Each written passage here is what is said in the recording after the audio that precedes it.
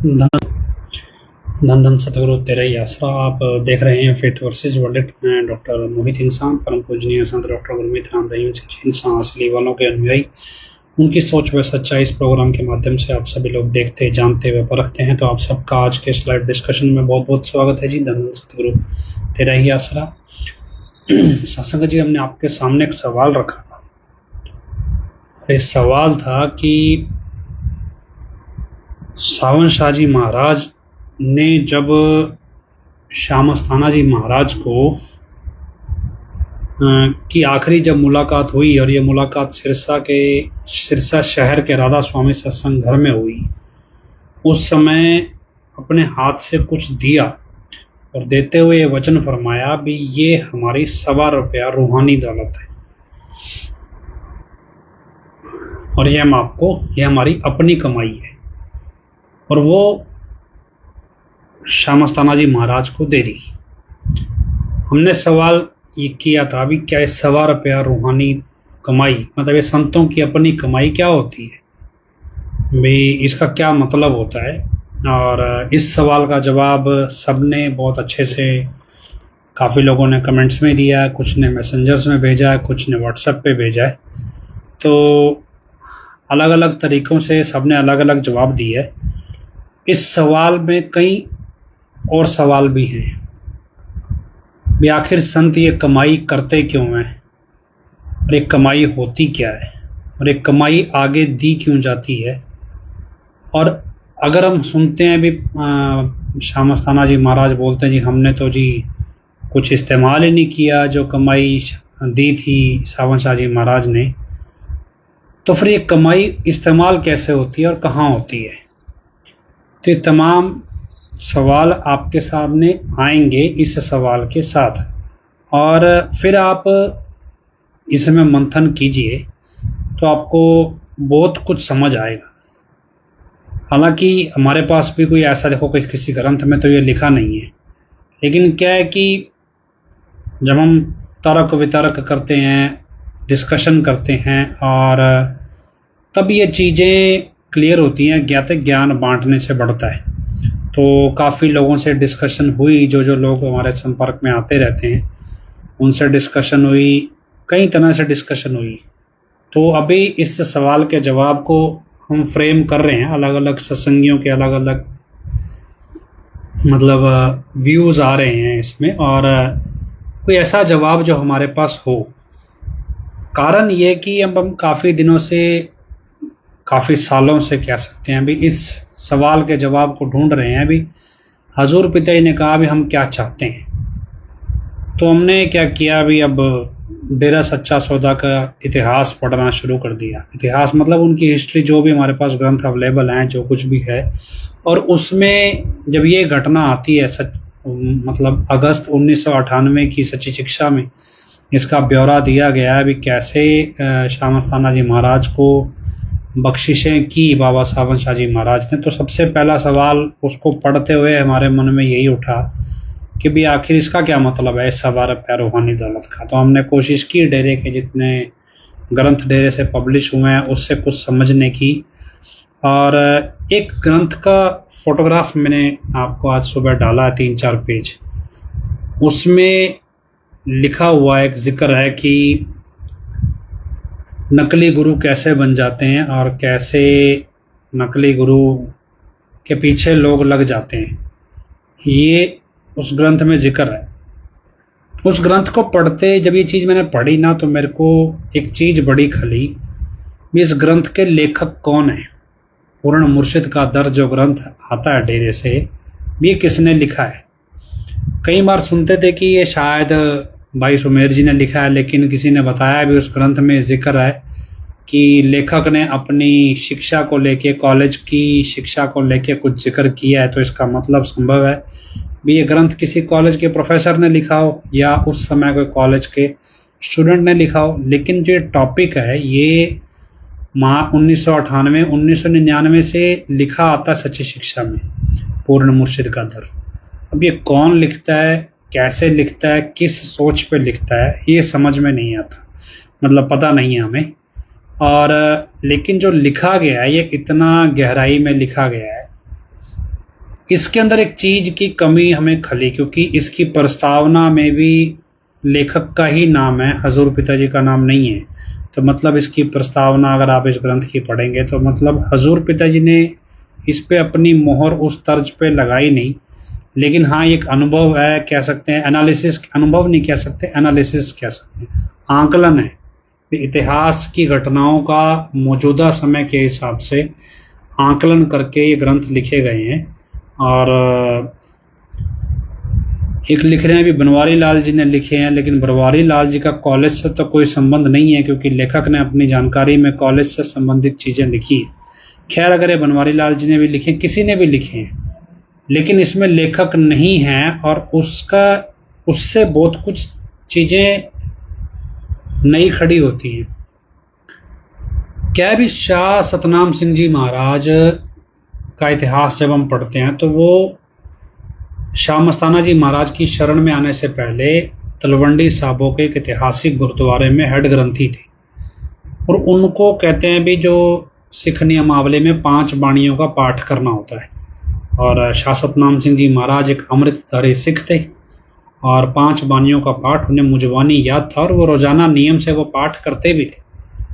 लेकिन शाह मस्ताना जी महाराज की शरण में आने के बाद वो उनके सारे तौर तरीके भक्ति के अलग हो गए, वो नाम सुमरण करने लगे, सब कुछ आता है उनके इतिहास में। असल में आध्यात्मिक दुनिया जब हम समझ रहे हैं, और इस दुनिया में एक चीज बड़ी इंपॉर्टेंट है कि एक फिलॉसफी है। पूर्ण मुर्शिद का दर जब एक ग्रंथ हम पढ़ते हैं तो ये ग्रंथ एक फिलॉसफी है। फिलॉसफी को हिंदी में गए तो दर्शन शास्त्र। भी फिलॉसफी क्या है, भी एक सोच है, भी इस तरह की चीज होती है।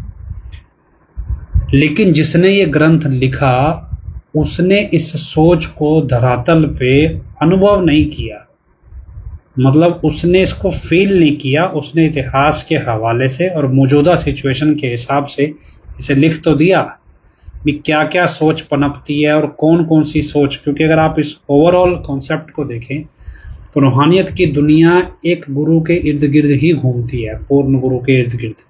शिष्य के लिए वो दुनिया गुरु के इर्द गिर्द घूमती है।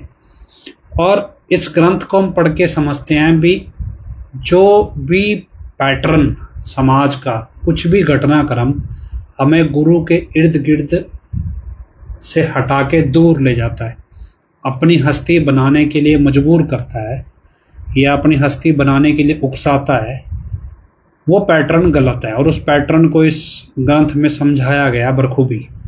लेकिन ग्राउंड पे रियल लाइफ सिचुएशन में इसका अनुभव नहीं बताया गया। मतलब लेखक ने अपनी निजी जिंदगी से जुड़े अनुभवों को एक्सप्लेन नहीं किया, और यही कमी जो है आज की स्थिति में, जब हम कंफ्यूज हो रहे हैं भी आखिर हमें हजूर पिताजी की सोच को अगर समझना हो तो एक इंसान या किसी आंकलन करने वाले की दृष्टि से समझे तो ये ग्रंथ हमारे सामने आता है, पूर्ण मुर्शिद का दर। लेकिन इस ग्रंथ का लेखक नहीं है तो इस पे चर्चा करें तो करें किससे? जब इसका लेखक ही नहीं है तो इसका कौन है इसका लेखक जिसके साथ बैठ के आज के हालातों पे हम चर्चा कर सकें? यही चीज हम परम पिताजी के जीवन के इतिहास में भी देखते हैं। भी जो श्री गुरु ग्रंथ साहब है या पवित्र गुरबानी है, उनके बारे में पूरा ज्ञान जो परम पिता शाह सतनाम सिंह जी महाराज को था, पढ़ते थे, रोजाना लोगों को पढ़ के सुनाते थे, बताते भी थे। लेकिन शाह मस्ताना जी महाराज की शरण में आके उन्होंने उस ज्ञान को धरातल पे अनुभव किया। हालांकि संत तो बने बनाए होते हैं, उनकी जिंदगी अलग होती है, लेकिन दुनियावी तौर पे अगर उनकी जीवन शैली को स्टडी करो तो यही आता है भी उन्होंने उस ज्ञान को शाह मस्ताना जी महाराज के शरण में आके अनुभव किया, प्रैक्टिकल एनालिसिस किया। एक तरह से भी जो गुरुओं संतों के संदर्भ में लिखा है उसे अनुभव कैसे करना है। मान लो बहुत सारी चीजें ऐसी लिखी हैं जो एग्जिस्ट नहीं करती, मतलब आम तौर पे एग्जिस्ट हो नहीं सकती वहां पे बैठ के, तो उसे अनुभव करने के लिए हमें क्या करना है? हमें ग्राउंड लेवल पे हमारे पास पूर्ण गुरु होना चाहिए। तो उसका जो अनुभव है वो परम पिताजी ने किया मस्ताना जी महाराज की शरण में आके, और फिर कितने भजन, कितने ग्रंथ उन्होंने आगे लिखे, उसको उस एनालिसिस के तौर पे। और क्योंकि संत का तो चलो एक साझा वो होता है, ज्ञान होता है, लेकिन जो आम शिष्य होते हैं उनके निजी अनुभव होते हैं। संत का निजी अनुभव नहीं होता, वो तब तक होता है जब तक वो संत की पदवी पर नहीं आ जाते, जाहिर नहीं हो जाते। उससे पहले तो समझ सकते हैं, लेकिन जब संत की पदवी पे आ गए तो इंसान ये सोचता भी तो संत ही थे, पहले से जन्म से ही ऊपर से संत आए तो इनके साथ तो ये होना ही था। लेकिन असल में आम जो शिष्य हैं उनका निजी अनुभव बहुत इंपॉर्टेंट है। इसी चीज को हम समझने के लिए हमने सवाल जवाब कुरेदने शुरू किए हैं। और फिर जितने जवाब आप लोगों ने लिखे या जिन्होंने पढ़े होंगे, उससे आपको भी ये एहसास हो रहा होगा कि हम एक ही सवाल के जवाब में उलझ गए और इसको रिफाइन नहीं कर पाए, भी इसका सही जवाब हम ढूंढ नहीं पाए, भी एग्जैक्ट जवाब हमें किस रूप में देना चाहिए समाज को, भी आखिर इसके मायने क्या हैं, हमारे पास है नहीं। हमारे पास इस बात का एनालिसिस नहीं है, और ना हमारे पास ऐसा कोई ग्रुप है जहां बैठ के हम एनालिसिस करें इस सवाल के जवाब पे। तो कुछ हद तक हमने इस सवाल के जवाब को भी फ्रेम कर लिया है, लेकिन हम ये नहीं कह सकते कि पूरा है। और कम से कम ऐसा जवाब हो जिससे जो हमें खुद को एक लॉजिक देता हो, भी ये एक अंधभक्ति नहीं है, ये एक लॉजिक है। और ये लॉजिक सिर्फ श्यामास्थाना जी महाराज पे लागू नहीं होता, ये पूर्ण संतों के साथ जुड़ा है। ये लॉजिक ये उनकी आध्यात्मिक दुनिया है और ये हर संत पे लागू होता है। तो वो लॉजिक के हिसाब से चीजें हम समझने की कोशिश कर रहे हैं आध्यात्मिक दुनिया की। और जब हम ये चीज समझना यहाँ से शुरू करेंगे तो शायद हम उस निष्कर्ष पे भी पहुंचे भी वास्तव में हजूर पिताजी चाहते क्या हैं। और कई लोगों ने बड़ा अच्छा जवाब लिखकर भेजा है, तो वो हम कोशिश करेंगे भी।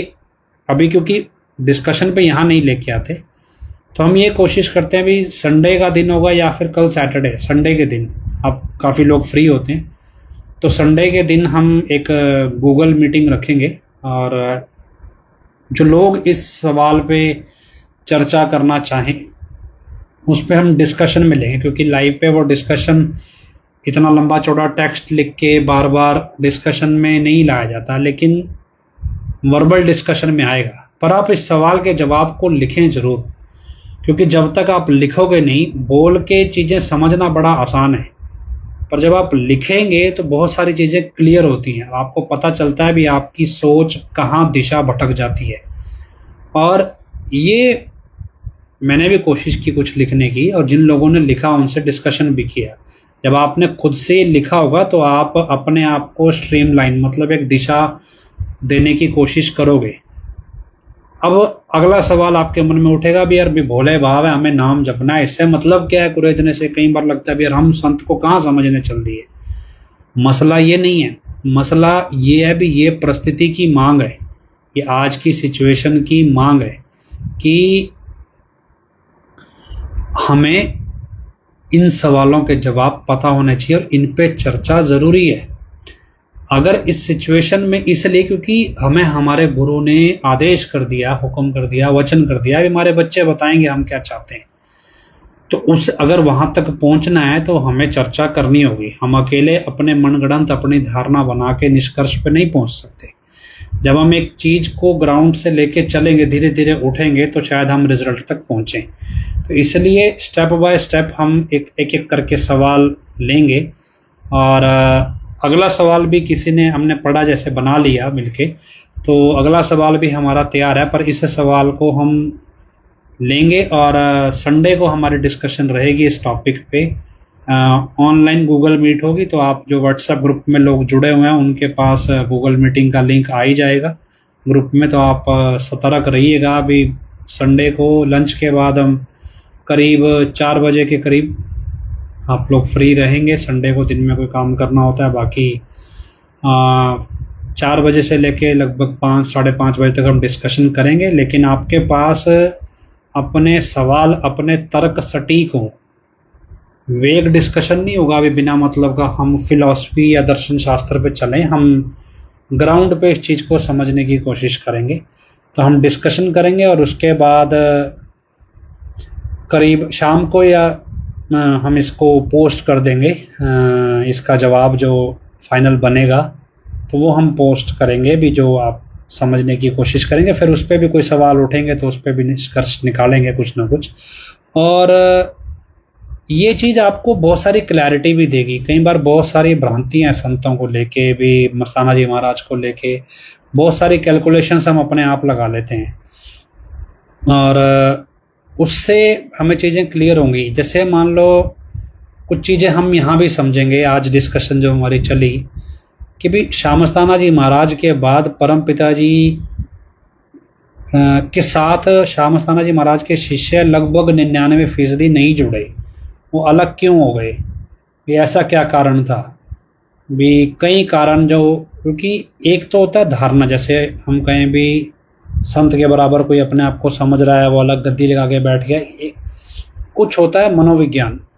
तो मनोवैज्ञानिक आधार पे भी हम चीज़ें समझेंगे और कोशिश करेंगे डिस्कशंस में कुछ निष्कर्ष निकालें, क्योंकि मैं अकेला भी इसे कंक्लूड नहीं कर पा रहा हूँ। हम फिर भी जो लोग हमारे संपर्क में हैं, नॉर्मल रहते हैं डिस्कशंस में, वो भी इसे कंक्लूड नहीं कर पा रहे। तो हमें लगता है कि संगत को ओपन एंडेड, हम जो भी आप इसमें पार्टिसिपेट करना चाहें तो इसमें करें, और अपने अपने सवाल सटीक रखें, अपने अपने तर्क सटीक रखें, फिर हम इसे कंक्लूड करेंगे। और चलो, ये तो टॉपिक हमारा चल रहा है अलग। इसके अलावा एक जो फिलहाल बरनावा में नौटंकी चल रही है, और एक शशि चौहान ने एक कमेंट लिखा है कि अब डेरा सच्चा सौदा राजनीति में आ गया है। देखिए, आपका सोचना कहीं गलत नहीं है। एक सवाल मेरे सामने किसी ने उठाया, उस सवाल को हम क्लियर करते हैं कि जी क्या आपको, मतलब मेरे से किसी ने सवाल किया कि जी आपको नहीं लगता भी आप इनडायरेक्ट तौर पे कांग्रेस का समर्थन कर रहे हैं? जिस रूप में आपने प्रचार किया चुनाव के संबंध में बीजेपी के खिलाफ, क्या ये इनडायरेक्ट कांग्रेस का समर्थन करना नहीं था? तो ये सवाल उठा।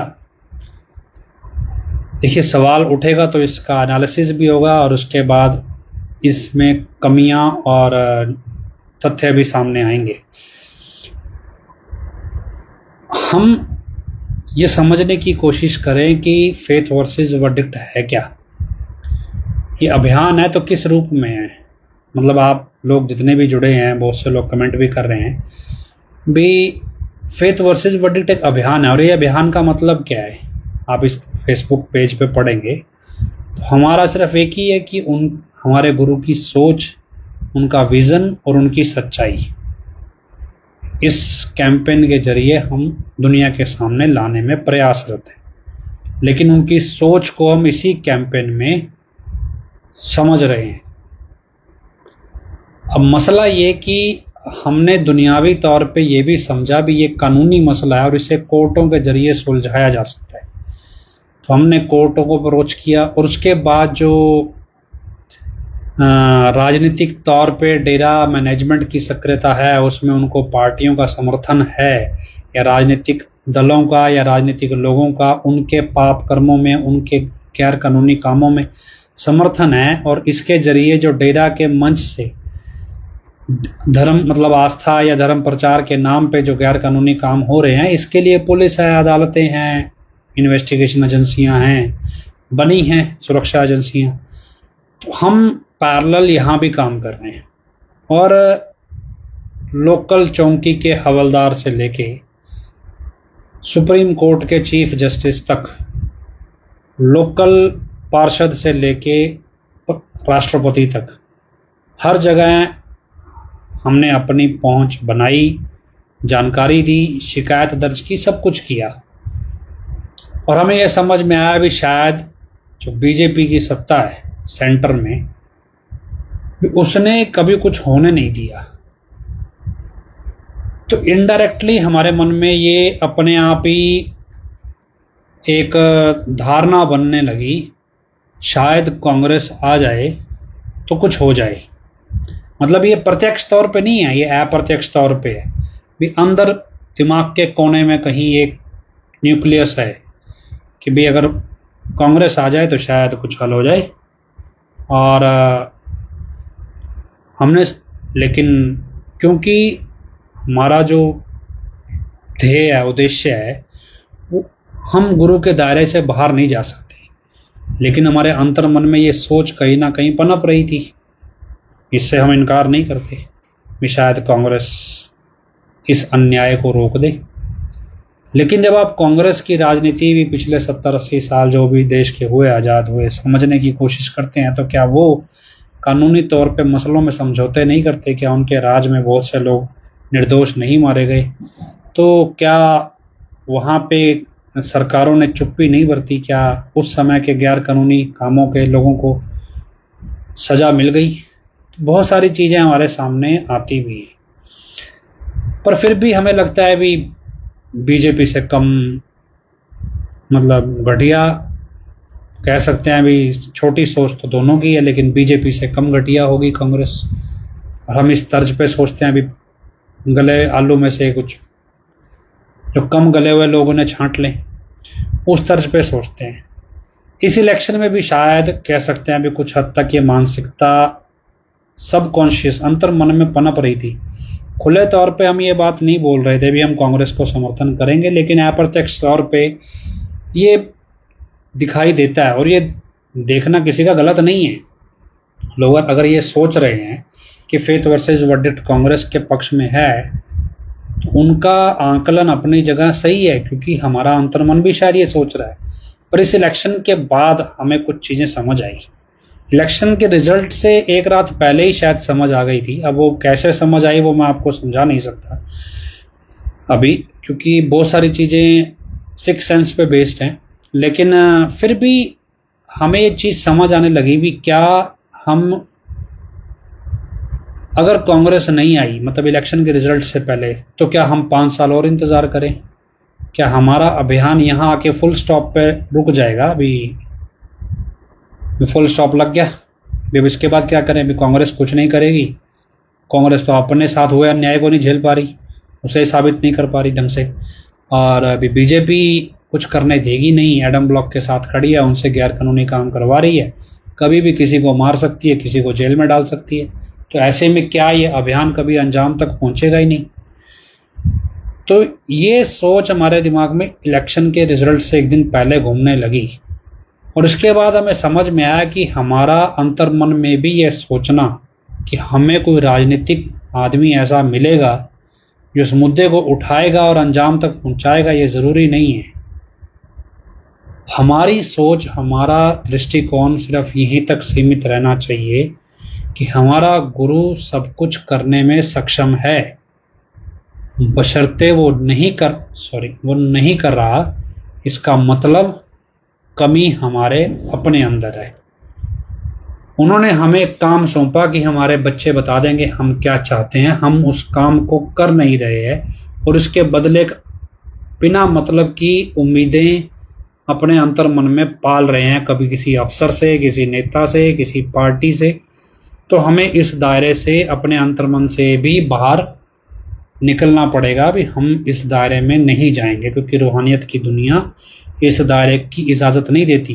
ये ज़रूरी नहीं है कि कोई ऐसा नेता या अफसर आएगा तो ही काम होगा। हो सकता है संत ने सच्चाई को जाहिर करने का कोई नया पैमाना बनाया हो। हमारा मकसद तो सिर्फ और सिर्फ गुरु के वचन पे पहरा देना है, उसको पूरा करना है, उस पर अमल करना है।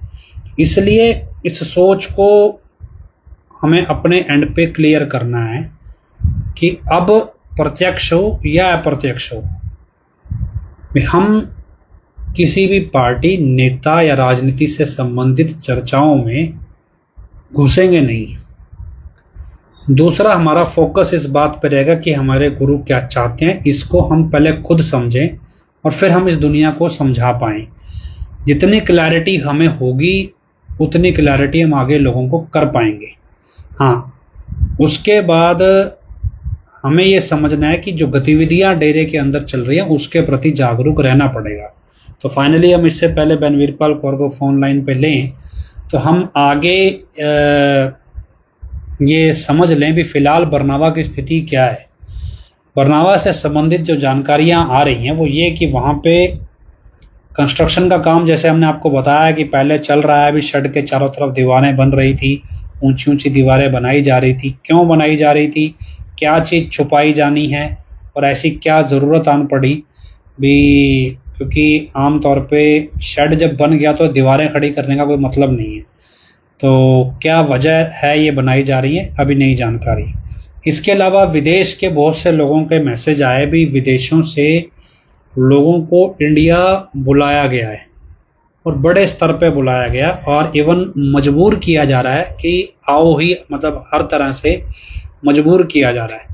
और ये तक कहा जा रहा है भी अगर कोई नहीं आ सकता तो आपस में एक दूसरे की टिकट का खर्चा उठाओ और उनको भेजो।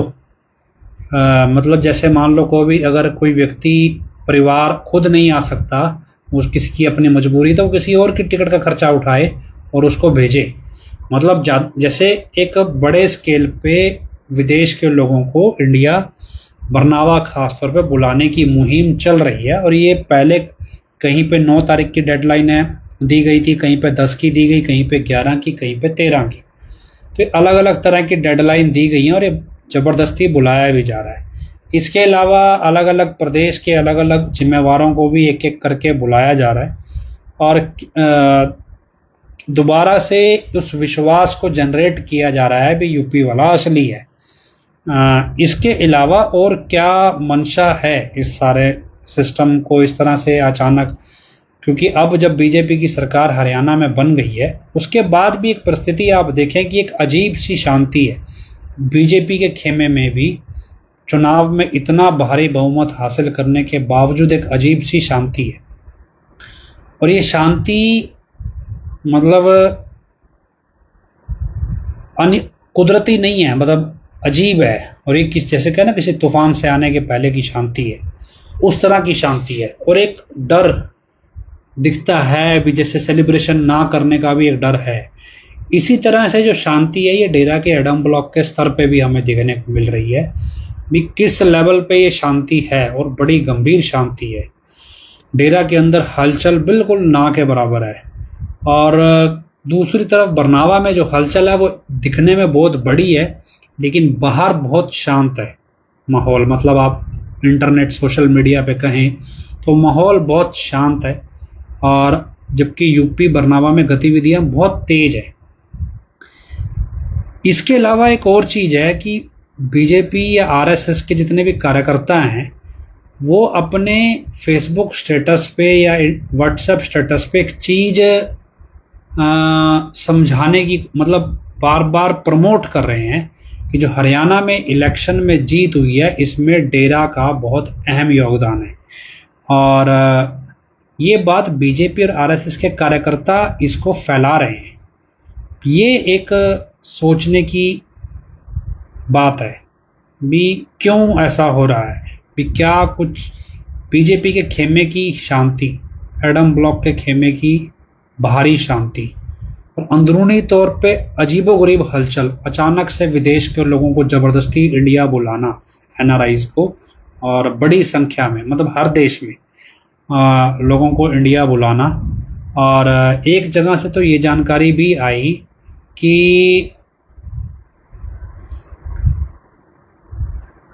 कि एक ने लिखा भी कोई नई गद्दी आने वाली सिरसा में, शायद इसका अनुमान भी लगाया जा रहा है।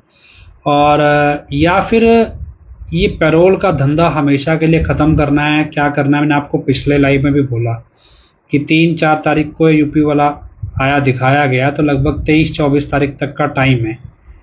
इसके बीच ही अगर कुछ होना है तो होगा, लेकिन आगे ये सिलसिला किस रूप में चलेगा इस पैरोल का अंत बताएगा। पर बहुत सारी चीज़ें चुप्पी में हैं, और ये गतिविधि कोई अजीबोगरीब गतिविधि है, किसी आपराधिक साजिश का लक्षण है। ये तो जो ज़्यादा इसको समझते हैं वो लोग ज़्यादा बता सकते हैं, जो इसको इस तरह से स्टडी करते हैं। पर आपको इस पे गंभीर होना चाहिए और कोशिश करनी चाहिए भी सारी गतिविधि से दूर रहें। और इसके अलावा एक जानकारी ये भी आई भी 1,07,777 रुपये का कोई स्पेशल कार्यक्रम भी वहाँ चल रहा है। एक भाई ने मुझे फ़ोन पे जानकारी दी कि वो यूपी गया और उसको लगा भी यूपी वाला असली है, और वो रात के समय में बाहर निकलता है, ज़्यादातर अंधेरे में, मतलब दिन के उजाले में नहीं निकलता। और जब उसका चेहरा रात के चेहरे में आर्टिफिशियल लाइट से चमकता है, मतलब आर्टिफिशियल लाइट से दिखाई देगा अंधेरे में तो। और ऐसे में जब आर्टिफिशियल लाइट से दिखेगा वो चेहरा, तो उससे ये कन्फर्म नहीं होता भी चेहरा क्रीम लगाई है तो चमक रहा है या मास्क की वजह से चमक रहा है। उसी भाई ने मुझे ये भी कहा भी जब वही चेहरा हम दिन में देखते हैं मजलिस के अंदर या कहीं और, तो वो चेहरा हमें अजीबोगरीब लगता है, लेकिन वही चेहरा जब रात को देखते हैं तो नॉर्मल लगता है। और ये जानकारी किसी भाई ने फ़ोन पे दी। तो अब इसके मायने भी आप इसको अपने तरीके से समझें, कैसे समझते हैं वो आप देखिए। लेकिन बहुत कुछ चल रहा है ऐसा, हो सकता है कुछ नया अजीबोगरीब आपके सामने आए, घटनाक्रम एकदम से सक्रिय हो जाए और किस रूप में हो पता नहीं, क्योंकि एक तरफ डेरा के आईटी विंग दूसरे मीडिया चैनल्स पे 35 बिरादरी का चुनाव बोल के जाट बिरादरी को खुद से अलग कर रहे हैं। दूसरी तरफ ऐसे लोग भी सक्रिय होने लगे हैं जो जाटों को एकजुट करने के लिए और आंदोलन करने के लिए सजग कर रहे हैं। और तीसरा ये शांति, मतलब एक ऐसी परिस्थिति है जहां पे ऐसा लगता है भी कोई बड़ा टकराव अचानक से या बड़ा उथल पुथल मचने वाली है, मतलब दिखती नहीं है कैसे होगी, पर एक हालात इस तरह के, कहते हैं एक स्मेल ऑफ क्राइम है भी, वो एक स्मेल ऑफ क्राइम है भी, ये कुछ हो सकता है। तो आप इसको लेके सतर्क रहें भी। बरनावा में जो घटनाक्रम चल रहा है, तो जानकारी आपको जिस भी रूप में मिले बरनावा से, जो आप लोग जा रहे हैं, जो भी आपको कोई बताता है, तो आप हमारे साथ साझी करते रहे ताकि हम इसको सार्वजनिक भी करें और आम संगत जिनको नहीं पता उनको जागरूक भी करें। प्रसाद किसी भी तरह का कोई भी सामान डेरे से आता है इस दौर में, उसको बिल्कुल ना लें। क्या पता किस चीज़ में क्या मिलावट है, क्या चीज़ किस रूप में पहुंचाई जाए। डेरा के जरिए बहुत सारी आपराधिक गतिविधियां हो रही हैं समाज में, इसमें कोई दो राय नहीं।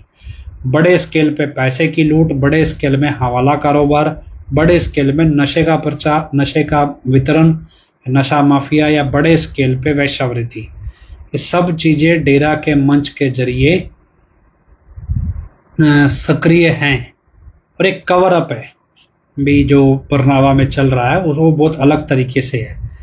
तो बहुत सारी चीज़ें आपको समय के साथ समझनी है, तो हम कोशिश करेंगे भी जैसा भी चीज़ें हमारे सामने आए, क्योंकि ग्रीनेस को लेके भी हमने आपको पहले जिक्र करके बताया कि कैसे ग्रीनेस की वर्दी को अचानक से पॉपुलर किया जा रहा है। और अचानक से जो लोग ग्रीनेस को बिल्कुल नहीं पूछते थे, उनके लिए वो अवार्ड फंक्शनों में बुला बुला के ग्रीनेस को अवार्ड दे रहे हैं। अब एक आदमी ने, किसी का डला वो ग्रीनेस की वर्दी में अवार्ड लेके आया कि भाई उसने सबसे ज़्यादा ब्लड कैंप लगाए हैं।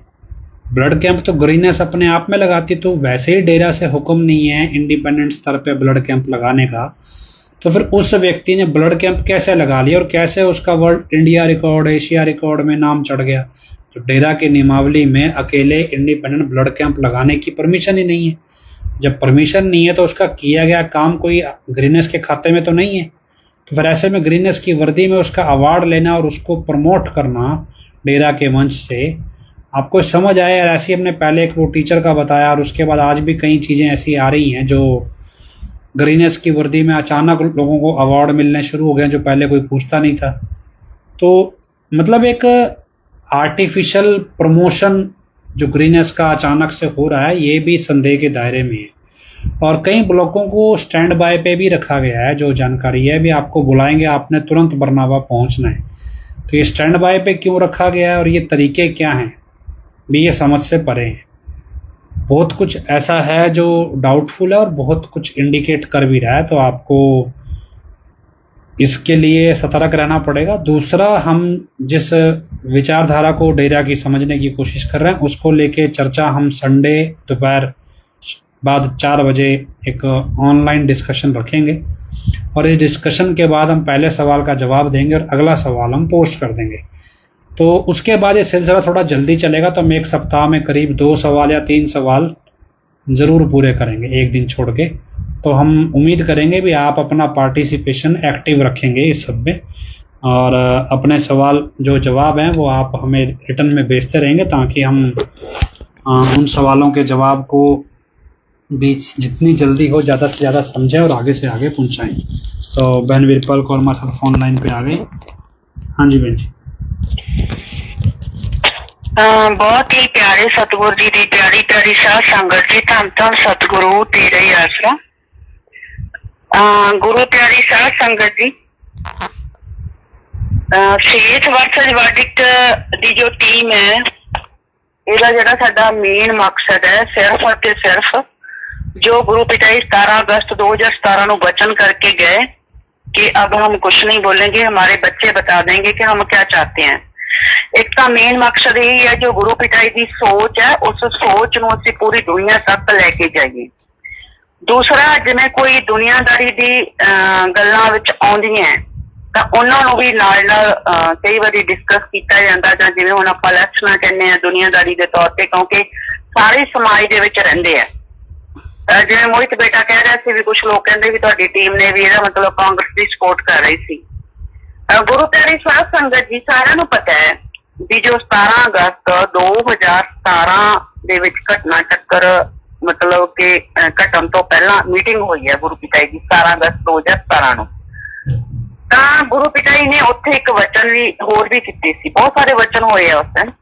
ਇੱਕ ਤਾਂ ਜਦੋਂ ਵੀ ਕੋਈ ਜ਼ਿੰਮੇਵਾਰ ਬੋਲ ਰਿਹਾ ਸੀ ਬਾਰ-ਬਾਰ, ਖਾਸ ਕਰਕੇ ਸਟੇਟ ਮੈਂਬਰ ਹੀ ਬੋਲਦੇ ਸੀ ਜਾਂ ਰਾਜਨੀਤਿਕ ਵਿੰਗ ਵਾਲੇ ਬੋਲ ਰਹੇ ਸੀ ਜਾਂ ਯੂਥ ਵਰਾਂਗਨਾਵਾਂ ਬੋਲ ਰਹੀਆਂ ਸੀ, ਭੈਣਾਂ ਦੀਆਂ ਵੀ ਸਟੇਟ ਮੈਂਬਰ ਹੀ ਬੋਲ ਰਹੀਆਂ ਸੀ। ਤਾਂ ਜਦੋਂ ਉਹ ਕੋਈ ਵੀ ਅਜਿਹੀ ਗੱਲ ਕਰਦੇ ਸੀ ਵੀ ਜੇ ਤੁਹਾਡੇ ਨਾਲ ਐਂ ਹੋ ਗਿਆ ਤਾਂ ਅਸੀਂ ਐਂ ਕਰ ਦਿਆਂਗੇ, ਅਸੀਂ ਐਂ ਕਰ ਦਿਆਂਗੇ, ਤਾਂ ਗੁਰੂ ਪਿਤਾ ਜੀ ਬਾਰ-ਬਾਰ ਇੱਕ ਵਚਨ ਕਰ ਰਹੇ ਸੀ ਵੀ जो आप सोच रहे वो परम पिता जी कभी नहीं होने देंगे। उस तो बाद जदों पिता जी कहते कोई राम नाम की गल करो, इस तरह करते करते बाद जो चर्चा चली, एक यूथ वाले ने शायद कहा भी पिता जी इस तरह मतलब कि स्टेट सरकार भी बनाई, क्योंकि 2014 के हरियाणे के ओपन राजनीतिक विंग ने जिहड़ा सपोर्ट की थी, और सेंटर सरकार भी असीं बनाई क्योंकि सेंटर के भी बीजेपी नूं सपोर्ट की गई थी। पर हुण साडी कोई सुनवाई नहीं करता। ਤਾਂ ਉੱਥੇ ਵੀ ਗੁਰੂ ਪਿਤਾ ਜੀ ਨੇ ਫਿਰ ਵਚਨ ਕੀਤੇ ਸੀ ਵੀ ਮਤਲਬ ਕਿ ਬੇਟਾ ਸਾਰੇ ਹੀ ਬਦਲ ਗਏ। ਗੁਰੂ ਪਿਤਾ ਜੀ ਦੇ ਵਚਨ ਸੀ ਬੇਟਾ ਸਾਰੇ ਹੀ ਬਦਲ ਗਏ। ਇਹਦਾ ਮਤਲਬ ਕਿ ਜਿੰਨੇ ਵੀ ਉਸ ਟਾਈਮ ਮਤਲਬ ਚਾਹੇ ਸਟੇਟ ਗਵਰਨਮੈਂਟ ਕਹਿ ਲਓ ਤੇ ਚਾਹੇ ਸੈਂਟਰ ਦੀ ਕਹਿ ਲਓ, ਲੋਕ ਸਾਹਿਬ ਜਿੰਨੇ ਵੀ ਰਾਜਨੇਤਾ ਸੀ ਉਹ ਬਦਲ ਗਏ, ਕਿਉਂਕਿ ਗੁਰੂ ਪਿਤਾ ਜੀ ਦੇ ਵਚਨ ਹੀ ਐ ਸੀ ਬੇਟਾ ਸਾਰੇ ਹੀ ਬਦਲ ਗਏ। ਔਰ ਉਸ ਤੋਂ ਬਾਅਦ ਜੇ ਆਪਾਂ ਦੇਖੀਏ ਤਾਂ ਇੱਕ ਪਿਤਾ ਜੀ ਨੇ ਹੋਰ ਵੀ ਵਚਨ ਕਰੇ ਸੀ, ਕਹਿੰਦੇ ਸੀ ਆਈ ਸੰਤ ਮੱਤ ਵਿੱਚ ਗਏ। ਜੇ ਸੰਤ ਮੱਤ ਵਿੱਚ ਨਾ ਆਉਂਦੇ ਤਾਂ ਅਸੀਂ ਦੋਸ਼ ਲਾਉਣ ਵਾਲਿਆਂ ਨੂੰ ਦੱਸ ਦਿੰਦੇ ਵੀ ਦੋਸ਼ ਲਾਈ ਦੇ ਕਿੱਦਾਂ।